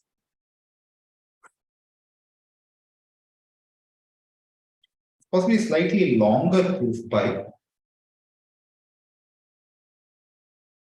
let's call it pi prime. And now we have a randomized verifier. This is a randomized verifier.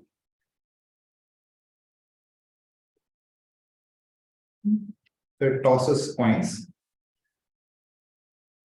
but not too many coins. This number of coins is just C times log mod of X. So it's log, it only tosses logarithmically many coins. Based on that, it reads the proof.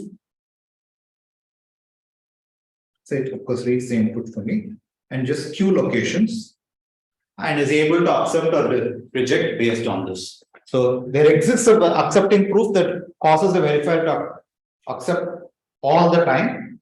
And if the theorem is false, no matter which proof you give, just looking the proof on Q locations, it will be able to reject 1 minus alpha fraction of the time. There's only alpha fraction of the time it will be deceived into believing it's a right proof. So 1 minus alpha fraction of the time, it will actually reject the proof. So the soundness error is this alpha. So S is the soundness error, C is the completeness probability. So that's what we are stating. That is, PCP theorem states that every such thing can, this is what of symbolism. This is what the PCP theorem is. So will C count for the complexity of converting A into P? Huh? Will C here come from the complexity of converting A into Trisha?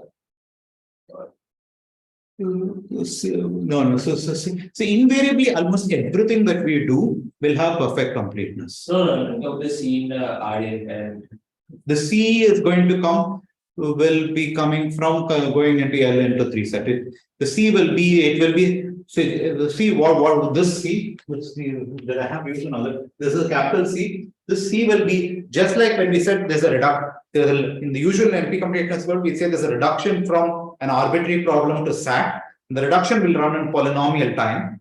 That exponent will be exactly correspond to this objective. Okay, so these are the first thing which we will do. The first observation I want to sort of make is the PCP theorem 1 is equivalent PCP theorem 2. And that's the first.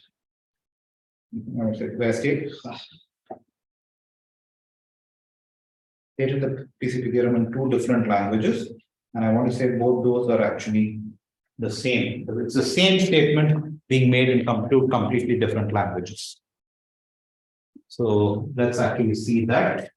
And both these proofs are actually easy. So let's see the first part, the PCP theorem 1 implies PCP theorem 2.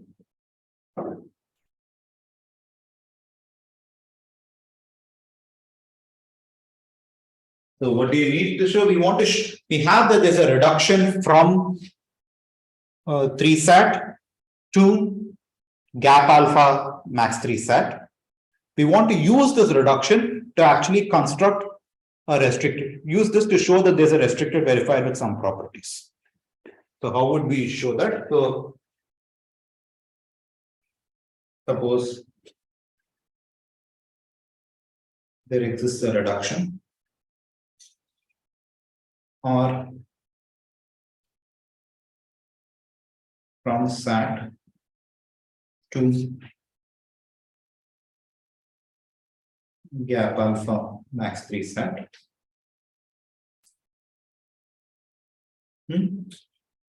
Need to construct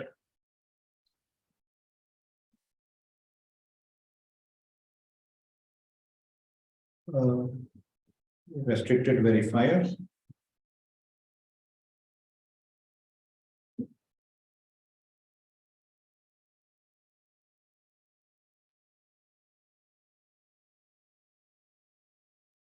for every language in N. Every language L in N. So how would we do that? Alternative to SAT. Yeah. So So there is, if we come there to, so from L, there exists a reduction to SAT. This is because of the NP completeness. You use the fact that L is in NP, so there exists reduction R1. So let's call this R2, and then there exists a reduction R2 to gap alpha max 3 SAT. So this combined object, let's call it R. So you have some instance X over here. It gets transformed to an instance psi by the first reduction, and by the second reduction, it gets transformed to an instance P. So now I have to describe the restricted verifier. So on input X and random points R, it needs to do something. So how do you? So first run reduction Rx to obtain 3 CNF C. Then select a clause. So you'll use R. I'm using R for various things. It's one of these reductions to be which values for reductions. This reduction. Let's put it row. That's row 2, row 1, row 2, That's true.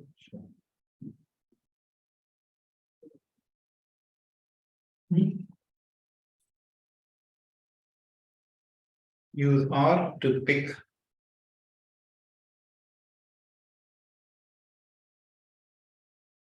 a random clause of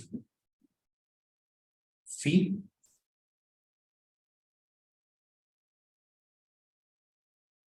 Set Q to be the set Q will correspond to the variables of the random clause that's for C of C, and C, the predicate is C itself. That's the entire object. It should be clear at this point of time that if X is in the language, then we had that phi was in SAT. Therefore, the probability over the random points is, therefore, there exists a proof which is a satisfying assignment, that when you run over that proof, V5XR equals accept will always be equal to 1. If X is not in the language, then what we had that the number of satisfying the optimal opt of phi was less than alpha times m. That's the reason why the reduction guaranteed to you this.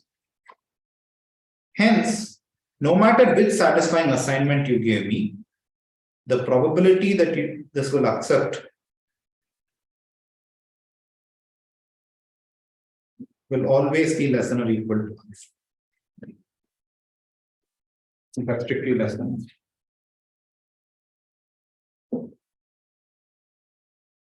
So you had this direction. So that's what gave you this. And it actually ran in. So you expect one and expect as proof.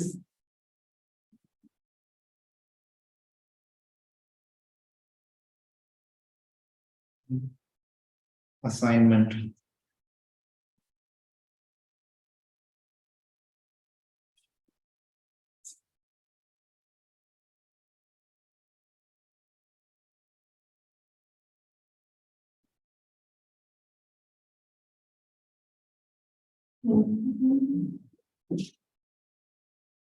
Okay. Now we need to do the other direction. So the PCP theorem. Is it okay? There's nothing that's happened over here. I just took the reduction. I run.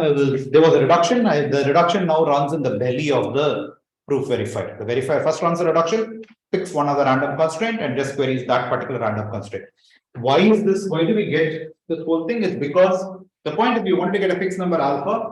The fact that you had a gap, in the S case it satisfied everything, in the no case it satisfied at most alpha. That was what gave you this gap between 1 and alpha. So in this gap, you didn't care a gap, you just wanted equal to 1, less than 1. You could have run you didn't need the extra reduction row 2. The reduction row 1 would have sufficed. It's this to get this constant gap between it, you needed the PCP reduction, which was guaranteed to you by row 2 over there. Let's look at it.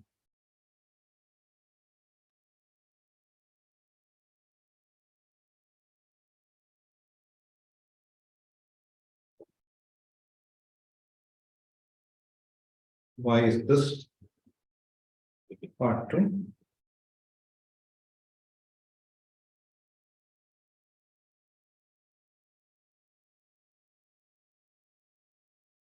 So now I have a reduction from every NP complete language, from every language in NP to, so sorry, I have a verifier. So there exists. So for every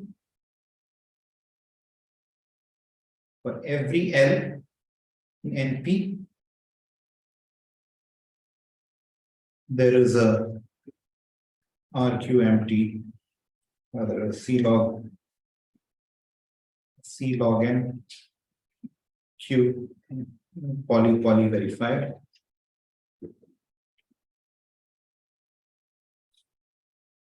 From this, you need to construct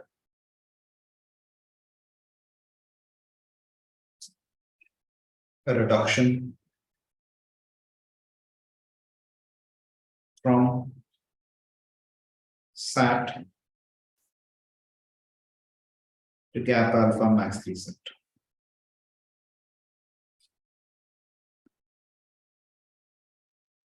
Yeah, so previously we used the reduction was run, the verifier ran the reduction. In the last slide, Yeah, in the last slide, yeah, the previous one. so. On the right, we have this verifier running over X and empty X pi. Huh? Verifier will run on pi and R. No, it has pi, it has implicit access to pi, it does have access to pi. X is the original starting. Yes. How is that coming into verifier? So how does it, so look at what the verifier is doing. The verifier takes X, it runs the reduction. Right. It runs this reduction. It's going to run this reduction from X to psi and then psi to phi. So it uses X in that aspect. It doesn't get, the verifier has no access to the proof assignment. It uses X to get all of this, then does this, and then we are stating that in the no case, no matter now which purported assignment you give it to it, it will all, every assignment fail satisfy that most alpha process. Therefore, you have this. So fine. Why is this? This is a bit of a pain, but it's also trivial, just as trivial. So now we have not done anything serious so far. In the next part, hopefully from 12:30 onwards, we'll do something a little more interesting. But let's see what's going on over here. How do you construct this? I expect the predicate in preset form. Yeah, so you got to now spit out the predicate. So what we will do is the following. So we have this verifier. We have a reduction, in particular for every language in LP. So in particular for, we could assume that for SAT. So we could just assume that this is for SAT. For SAT, there is a C log n Q poly verifier. You're going to take this verifier and we are now going to from it construct a reduction. Now, because it runs, what we'll do is, so let's just construct this phi. Also, on input phi, I need to output a psi now. Right? Input C.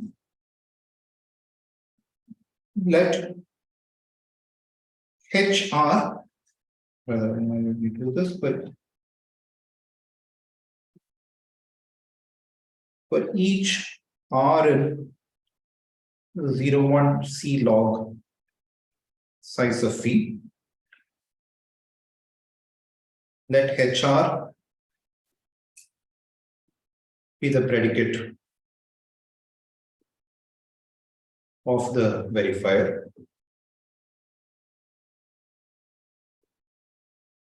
To construct this massive object phi, which is the AND of all the randomness of these HR. This is almost what we want. So, and you could output capital phi. Except the only catch of it is capital phi is not a 3CNF instance. It's an AND of several constraints. Each constraint queries Q bits at a time.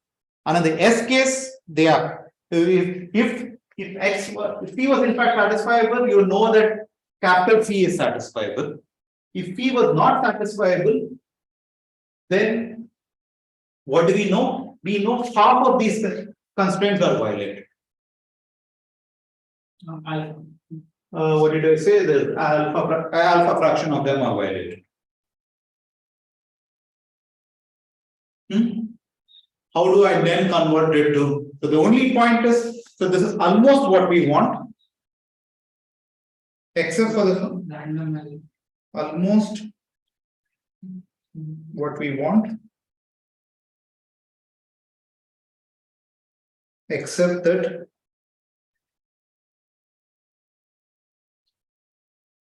P is not a 3CNF, but rather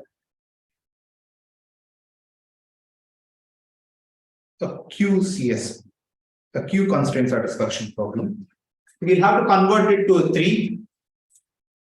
The ugly part of what we should do. Yeah. HR is the predicate of the it just contains one part, right?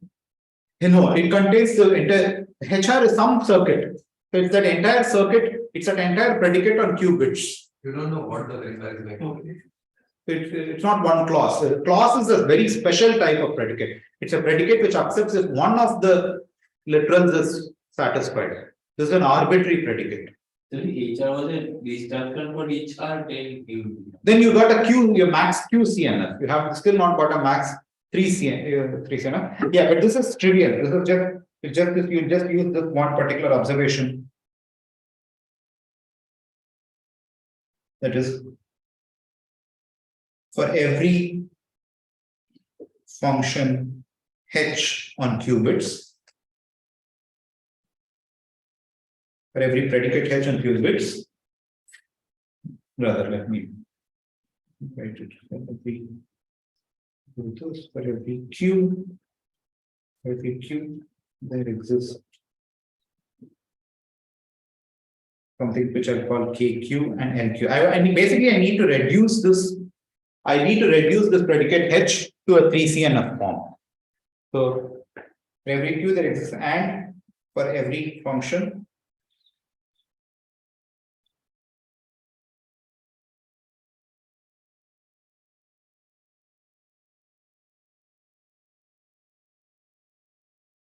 there is a 3CNF formula with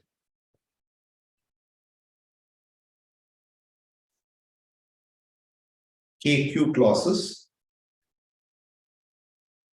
and Q plus LQ variables. That is, the Q variables are the original variables that H had, and LQ it has additional Q variables such that the following happens. If H of X is 1, then there exists a setting for the additional variables such that what formula C, let's call it P of H. P of H of X comma Z is 1. If H of X is 0, then for all Z, no matter how you set the additional variables,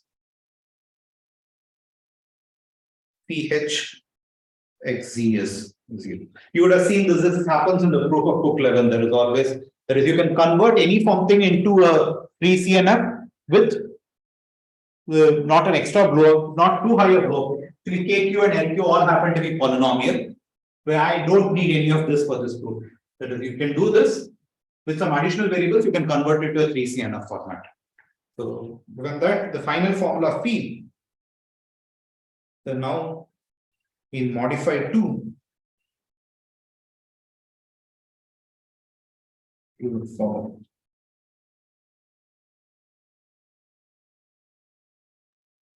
This construct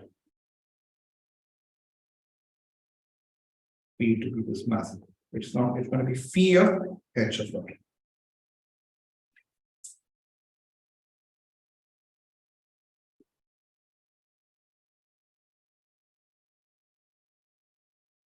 Okay. I'm just going to put it to be the conjunction of all these ones with the new additional variables for every random form. So in this case, we don't care about how many of these clauses are going to be satisfied in the HX equals 0. Yeah, we don't care. So let's look at the proof of it. So let's see. Let's once again say why is this? So this is the reduction. Is the reduction clear now? Reduction. So I want to say now if phi was satisfiable, certainly capital phi is also satisfied.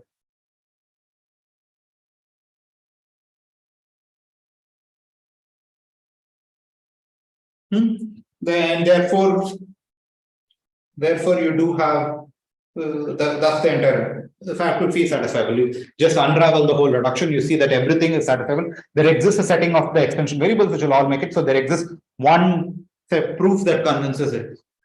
Now, if P is not sat,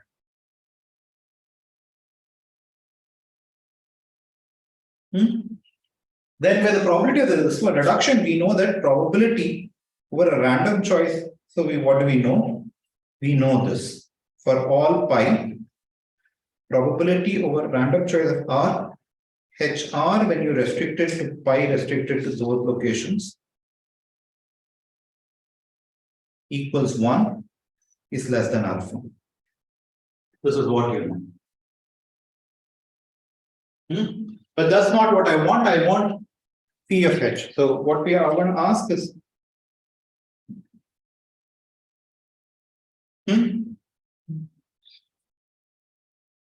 so and but if you recall, P is this and this is gigantic and I don't have to write it here. P is this object. I want to ask how many of the guys here are satisfied. So let's look at fix any pi. What is the number of satisfied clauses?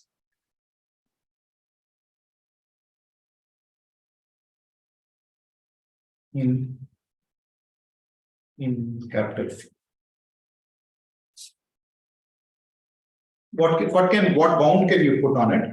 I want to say this. Firstly, how many so let's look at for all the R's which are in the accepting cases. There are at most alpha fraction of them. So for each of those R, for alpha into 2 power R, for each of those guys, it's conceivable that the entire thing is satisfied. All the K guys are satisfied. For the remaining guys, for the remaining 1 minus alpha 2 power R, you know at least one guy is violated. No matter how you set it. Okay, so that's the whole this one for me. What will I get? This is K times 2 power R alpha plus 1 minus alpha 1 minus 1 over K. Is that right?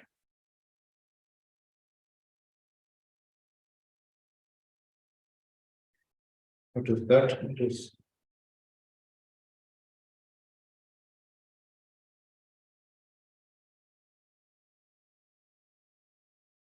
all I need to know is this is some number. The total number of clauses is K into 2 power R.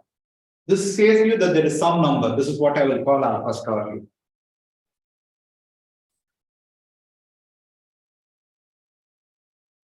Alpha tilde.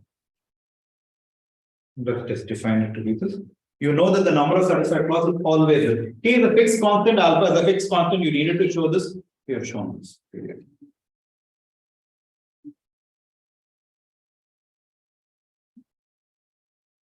Understood. Okay. So the point was that it can be for a different constant. It can be different, yeah. That's why when I stated it, I stated there exists an alpha. So when you do the strong PCP theorem, this equivalence will not. When you do the strong PCP theorem, 7 by 8 plus 7 by 8, this will not. Yeah. So when you come to exact numbers, we'll have to do a little more careful thing. There I will need to know both what the predicate is. Here the point is in max 3 set, we've set that the predicate is always at CNF. Here, there have in the language of verifiers, I let the verifier do any predicate. And it's that I have to pay for that, and that's where I'm paying this extra. So dependence on K comes from it. If I didn't have that, I would have got it. Okay. So the variables in capital Phi correspond to bits of the truth.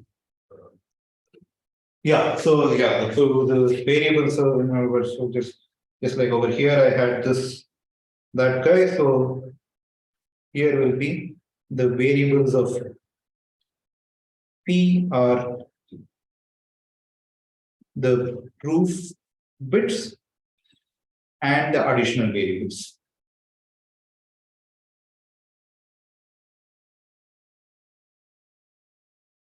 So those will be this entire object.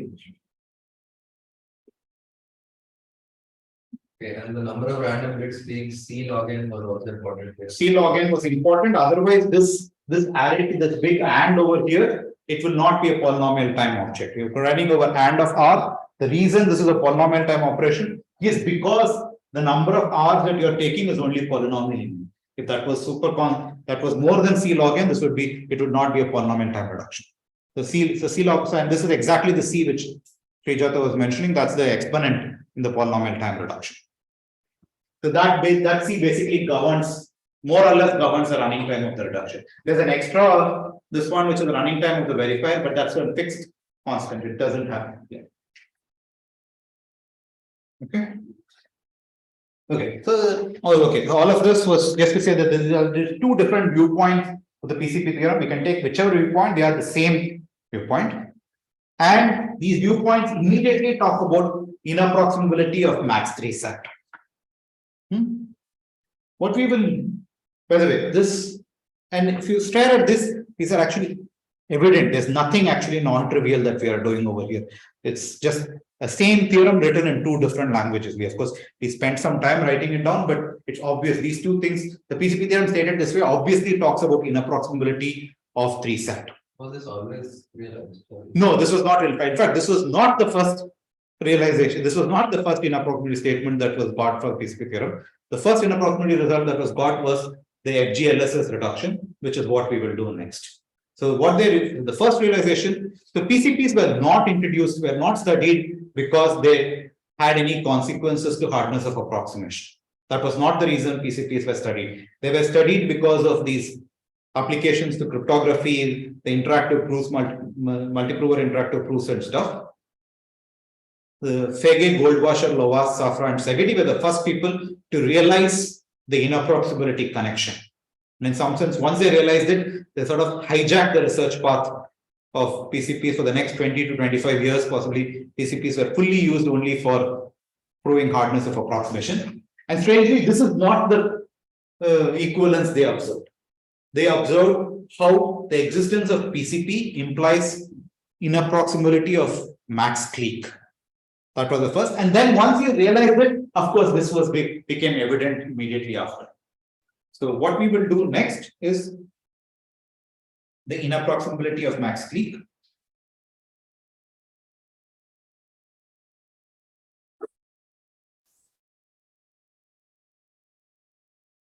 Of the clique. And this is due to Fege, Goldwasser, Lowash, Safra, and Szegedi.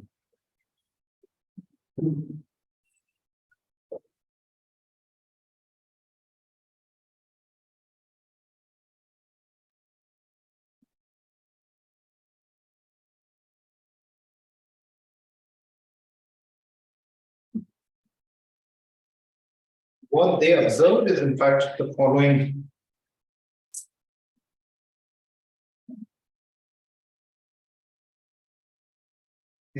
Suppose L is in PCP CSRQ. Then they show there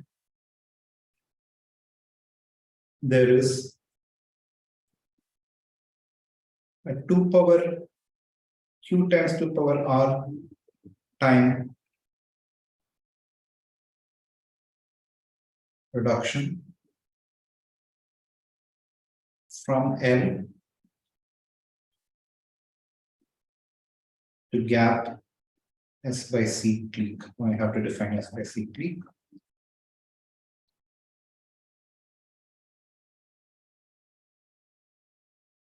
So they wanted to study inapproximability of clique, therefore they defined the following gap problem. So gap alpha clique. So alpha is a number between 0 and 1. The S instances. So you're going to, as input of this, you're going to get a graph and a number K. It's going to be almost like the clique decision problem that we studied while studying max clique. So there exists a clique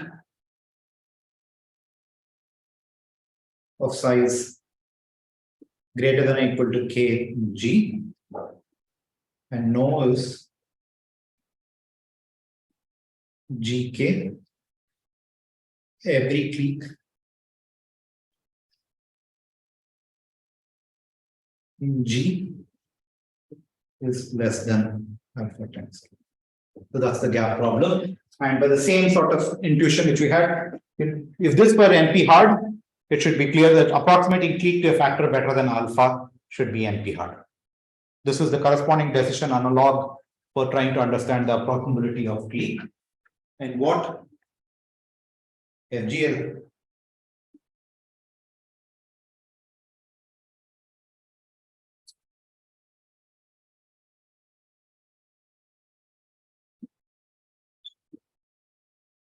so what they observe, what I do.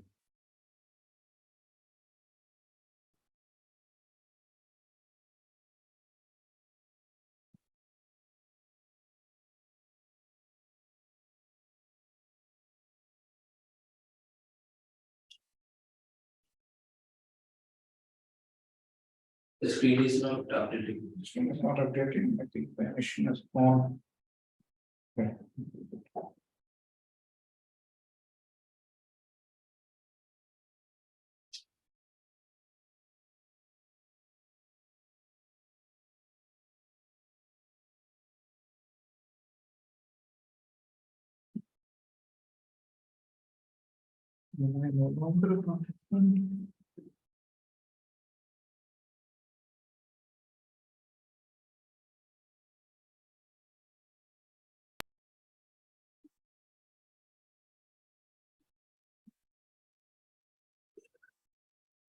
So what FGLSS of Fege et al. Observed is if there exists a restricted verifier for a particular language, then there exists a reduction from that language to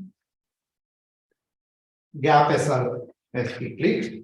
Notice an immediate corollary of this is the following result. There exists an alpha in 0, 1 such that alpha approximating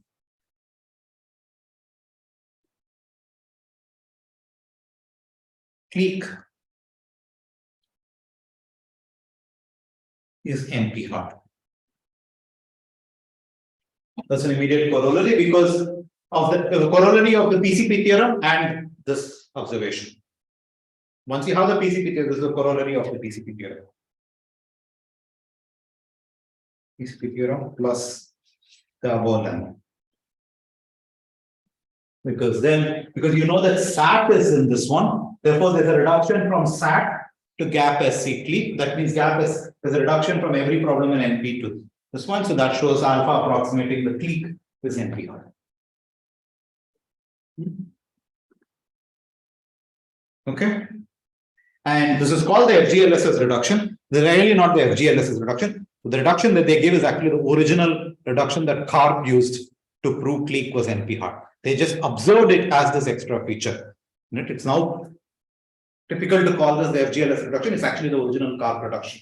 So let us see. So at the time of this, was there a PCP theorem? There was no PCP theorem. So the PCP theorem was a weaker statement. It was not C log n. It was C some sublinear thing. So you got the corresponding statement. Some sub-exponential time. Sub-exponential time. So it was not.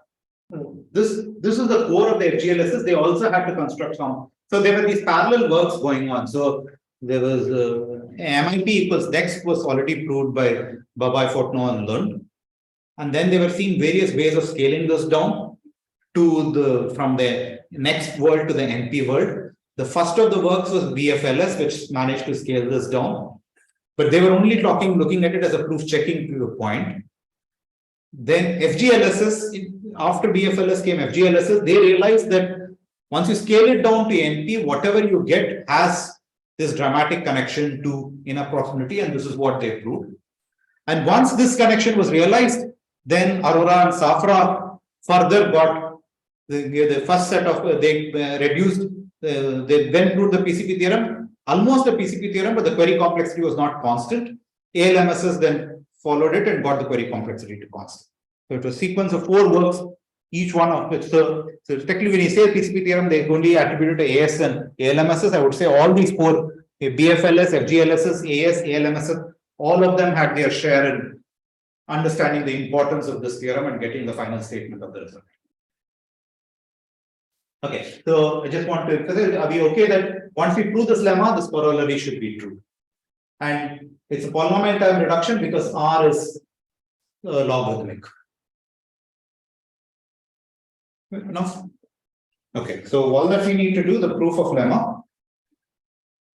And the proof is we just need to go, is basically recall car production. The proof of lemma. So we need to construct this, the gap alpha clique instance. So what's the, so we are given X and L, and also the fact that L has a restricted verifier.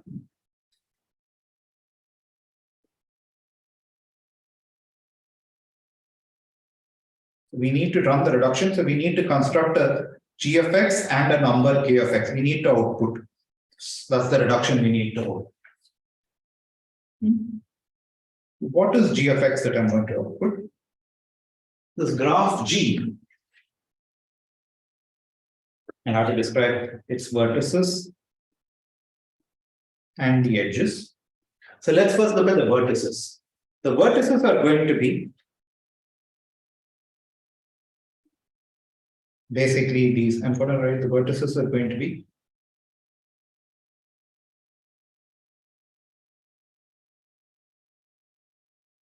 so R is going to be any one of the random points and view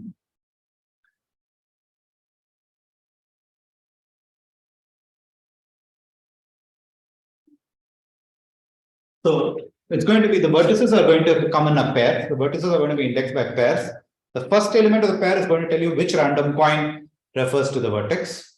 And the second one is what is the potential view that the verifier gets to see on this random points. There's no underlying proof, but this is a potential view that the verifier could have seen when it tosses this random points into some proof. So for every possible such view and for every possible such random point, we're going to have a vertex in this graph. Is the statement clear? This is essentially, this is just isomorphic to 2 power R cross 2 power Q. It's just this object.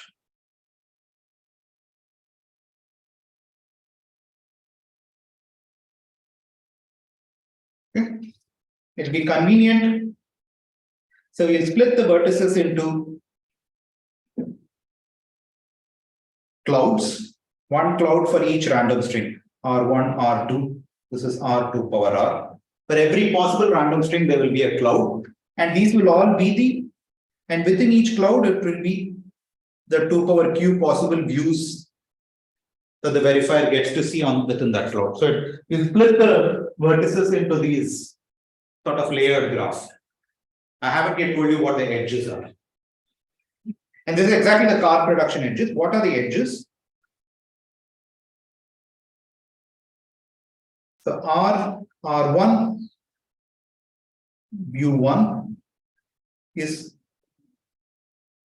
adjacent to R2 view 2 if the following hold goods. If first, if there exists proof pi 1, pi 2 such that let me not say this. If Ri view I are accepting views,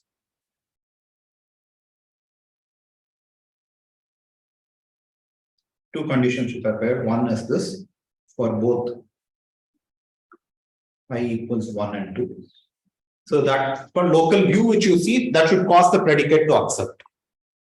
That is in our language, that is C of Ri of view I should be 1.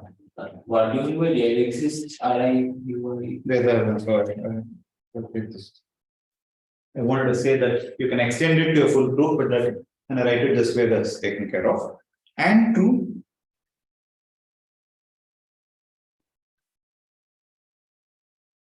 view 1 and view 2 must be consistent. What do I mean by that? If view 1 and view 2 are talking about the same proof bit, they need not talk about. If they talk, then what this view says and what that view says should be consistent.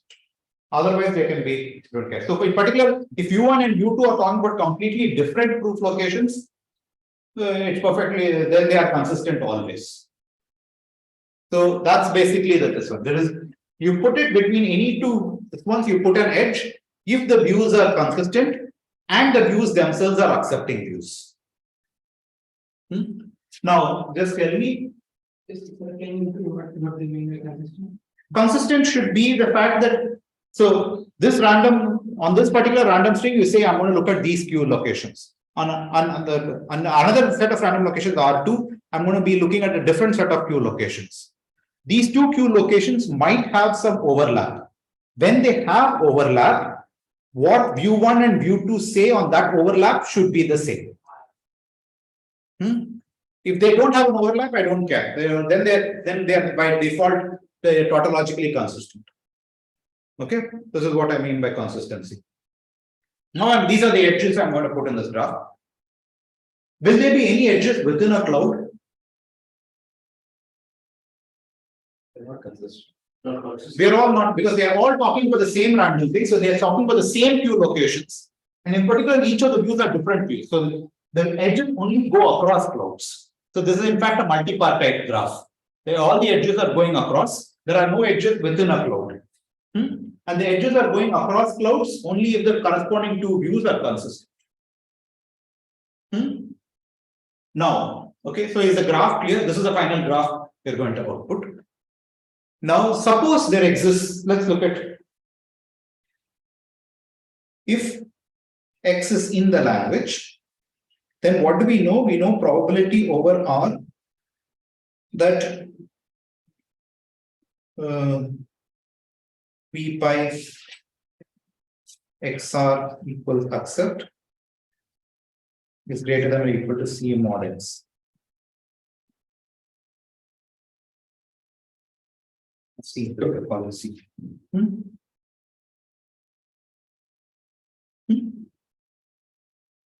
Now let's look at this set of vertices. The set of vertices which corresponds to R comma pi restricted to Q of R, such that R is one of the random points. And it happens to be that pi, when you restrict it to those random points, actually causes the verifier to accept. So let's look at this setup here. Yes. Let's call it actually let's call this. Yes, I want to claim W is actually a clique. Why is it a clique? Firstly, I want to claim there has to exist an edge between every pair of such R's, because they are certainly consistent. They are coming from the same proof. They are consistent and they are from accepting. Therefore, they do certainly one. And what do we know? We know mod W Is 2 power R. is greater than or equal to C times 2 power R. Isn't it exactly 2 power R? No, it depends on the completeness, no? So what about every R you get exactly 1 element? Yeah, but it will only put it for the guys which are accepting views. Okay, oh, you don't have perfect completeness. I don't have perfect. If I had perfect completeness, it will be exactly 2 power R. I don't have perfect completeness. That's why I have 2 power R. Okay, same logic. I want to say if X is not in the language L, then take any W which is a clique. If W is a clique of size say S prime times 2 power R.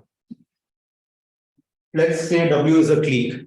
I want to claim that from the underlying this W, I can actually construct a proof.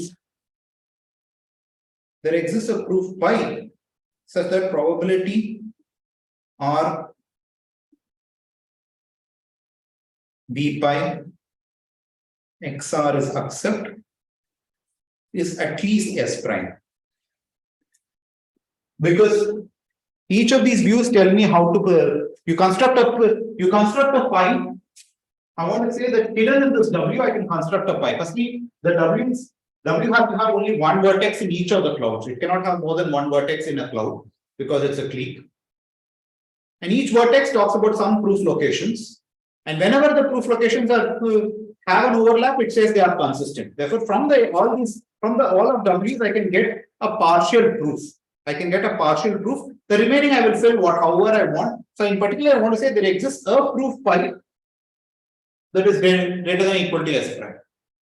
So I want to say that by constructing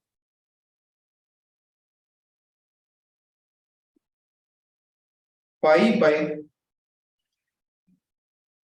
sewing together all the consistent views in W. Take W has all consistent views, therefore it has several views of the same proof.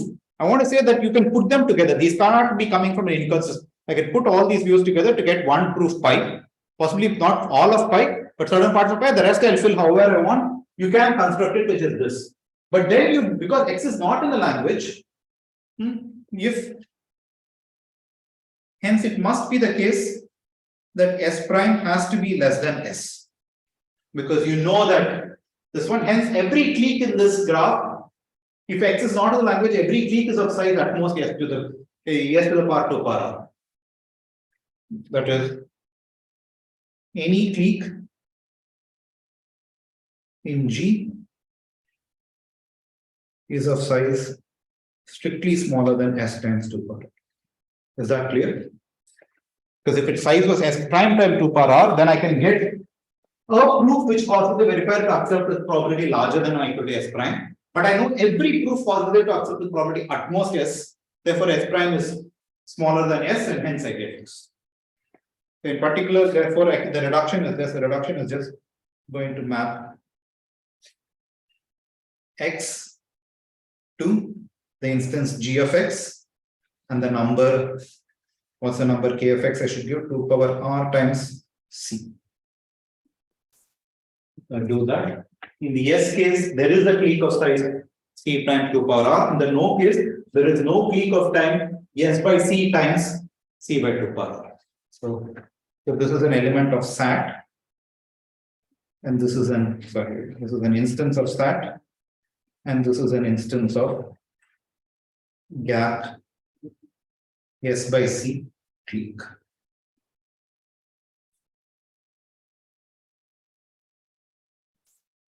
So first, this is the reduction which FGLSS has observed. They observed that the carp reduction, basically what they observed is the carp reduction is an approximation preserving reduction. That is, if you had a gap for this one, the same gap gets transferred to the clique problem also. Okay. So this was the corollary we had. So the carp reduction was the PRSL clauses and assignments. In the carp case, it was the fact that the predicates were all clauses, and these are the carp wrote this as these are R1 to Rm are the M clauses, and each one of them were the 8 possible in this one. That was the carp reduction, but that's exactly the same thing going on here. Okay, questions on this? Let's see if we can improve this. So right now, what did we get? We got this particular corollary.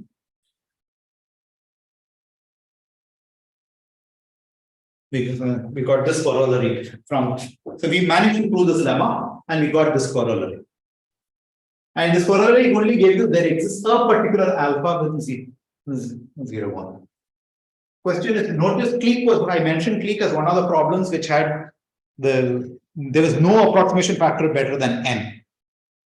So I would like to get, this only says that there is some factor, some 0.99, you can, if the actual size of the clique was some m, you cannot get factor better than 0.99 m. What is notice that once we have seen FGLSS, there are several things we can do. I'm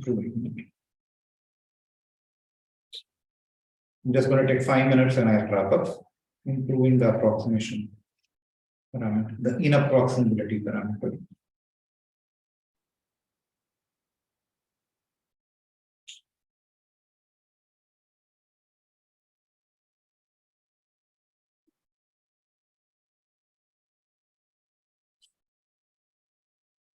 So, first thing you notice, let's look at PCP, CSR. This is a randomized process which did something. You could just repeat this process some k times. What will happen? Soundness will become installed. Completeness C per k, soundness S per k, randomness is k on k cube. That's trivial. This containment is trivial. So let's do this for our given problem. Let's do this. Let's see what's the best. Let's apply k to our problem. So we have the SAT. We have that. What do we have? We have SAT is contained in PCP 1 some alpha, C log n, and Q. Just if you apply this, what do you get? This is going to PCP 1 alpha per k, kc log n, kq. And we could have taken any one of these things to do the FGLSS reduction. We did right now. We did this FGLSS to get the corollary. I could have taken this object too. If I take this object, what could I do? So basically, the inapproximate parameter is alpha by 1 alpha. So you can get arbitrarily small alpha. You can make this, but there's a catch to it. You cannot make k to be super constant because the reduction has to run in time polynomial, and the reduction runs in time 2 power r. You can choose larger and larger constants k and get better and better inapproximability parameters, but that's it. So the immediate corollary of this is the following fact. Previously we had there exists an alpha. Now you have that for all alpha in 0, 1, gap alpha, clique is NP hard. You can't approximate the factor 1/10, 1/100, 1,000,000, nothing. That just comes by just repetition. Clear? This is also that loss we got from converting the verifier verifier point of view of PCP to preset point of view of PCP. And that loss is very crucial because otherwise we could do this for the gap preset PCP itself. So no, I didn't follow it. I mean, the reduction we had from PCP to preset. Yes. That we are getting some loss in the alpha parameter. Yes. Now, isn't this then saying that this loss was crucial? That was a constant to constant loss. Yes, but I mean that was crucial because otherwise, I mean, if you could repeat this, Yeah. and then instead use this to show inapproximability of preset, then we will not get alpha power. No, but it also changes the number of queries. So it's no longer a 3 set, it becomes a larger 3 set instance. So it's a different game. Now it's no longer a 3 set instance. Yeah, so we'll come to all of this, but I want to say already the reduction which we have does several things. First, it proves now not just for a particular alpha, it proves for every constant alpha, gap alpha, clique, this one. Can we push it even further? Can we make k? Why couldn't we push k to super constant? Because that increases the randomness. This was because we are using independent randomness. But you could use randomness in a more efficient fashion, in which you use by random walks on an expander graph. You might have seen this in some pseudorandom, in which you can reduce the error from half to 1 by 2 power k by just an additional factor of order k randomness, not a multiplicative factor of order k. That is using, so this is just what is called sequential repetition.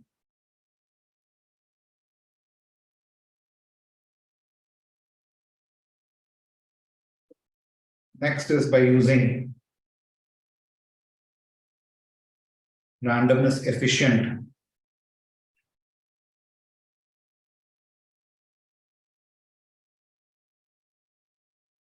repetition. Say walk on an expander graph.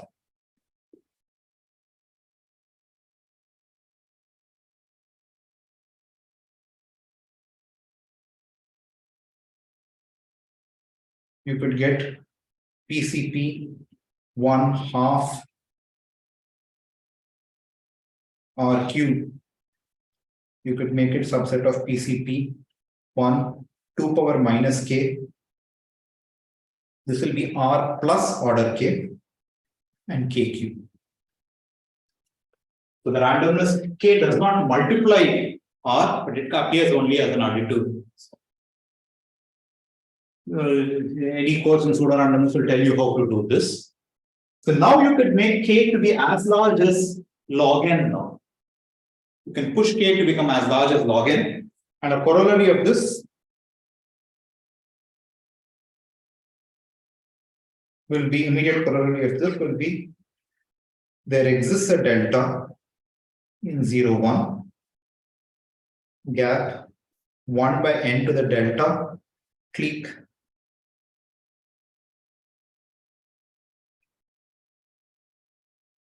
is NP hard. You will get that even approximating the clique to even factor inverse polynomial is NP hard. You will get some delta. Basically, that will depend on this constant over here. So you make these both comparable. Isn't this true for all delta? We don't get it for all delta, because the point is the size of the graph is 2 power q times 2 power r, whereas the ratio you will get is only something like 1 over k. Therefore, this delta, if you calculate the parameters, delta will never be larger than half. This process will never get you delta, because the size of the graph also has a 2 power q term sitting there, and this is getting multiplied over here. So you will have to even reduce the number of queries in order to do this. Right now, we are recycling randomness. This is what's happening here. You want to be able to recycle queries also. You don't want to be reading KQ new queries each time. And this is exactly what Harsha does. We won't show that. So he sort of recycles queries also to prove the following result. This was due to Harsha. He initially gave a randomized reduction, but then this was later improved by Nissan and Zuckerman, which showed that for all epsilon and 0, 1, gap 1 n to the 1 minus epsilon clique is NP. This is going to be not easy for me to tell what it means by recycled queries. So I'll give a very simple version of this in the first problem set. It will not solve this problem, but it will solve a particular problem. It will recycle queries. It will run k versions of the problem, but not read k times the queries. And that's basically the heart of Harsha's reduction over here. He gets that and gets this statement.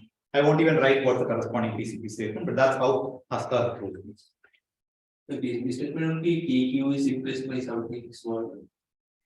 Not really, because the point is they realize that to understand the inapproximability of Clique, the right parameter to study is what is called the amortized query complexity. And they will write all the PCPs in terms of this parameter rather than, that is, what does each additional query, how does each additional query reduce the soundness factor? This is what you want to know. Does each additional query, does it reduce it by a factor half? This is what you want to do, and that's what Harsha eventually proves. He will construct a PCP so that eventually every additional query you make will reduce the soundness parameter by factor half, and that's how he gets this theorem.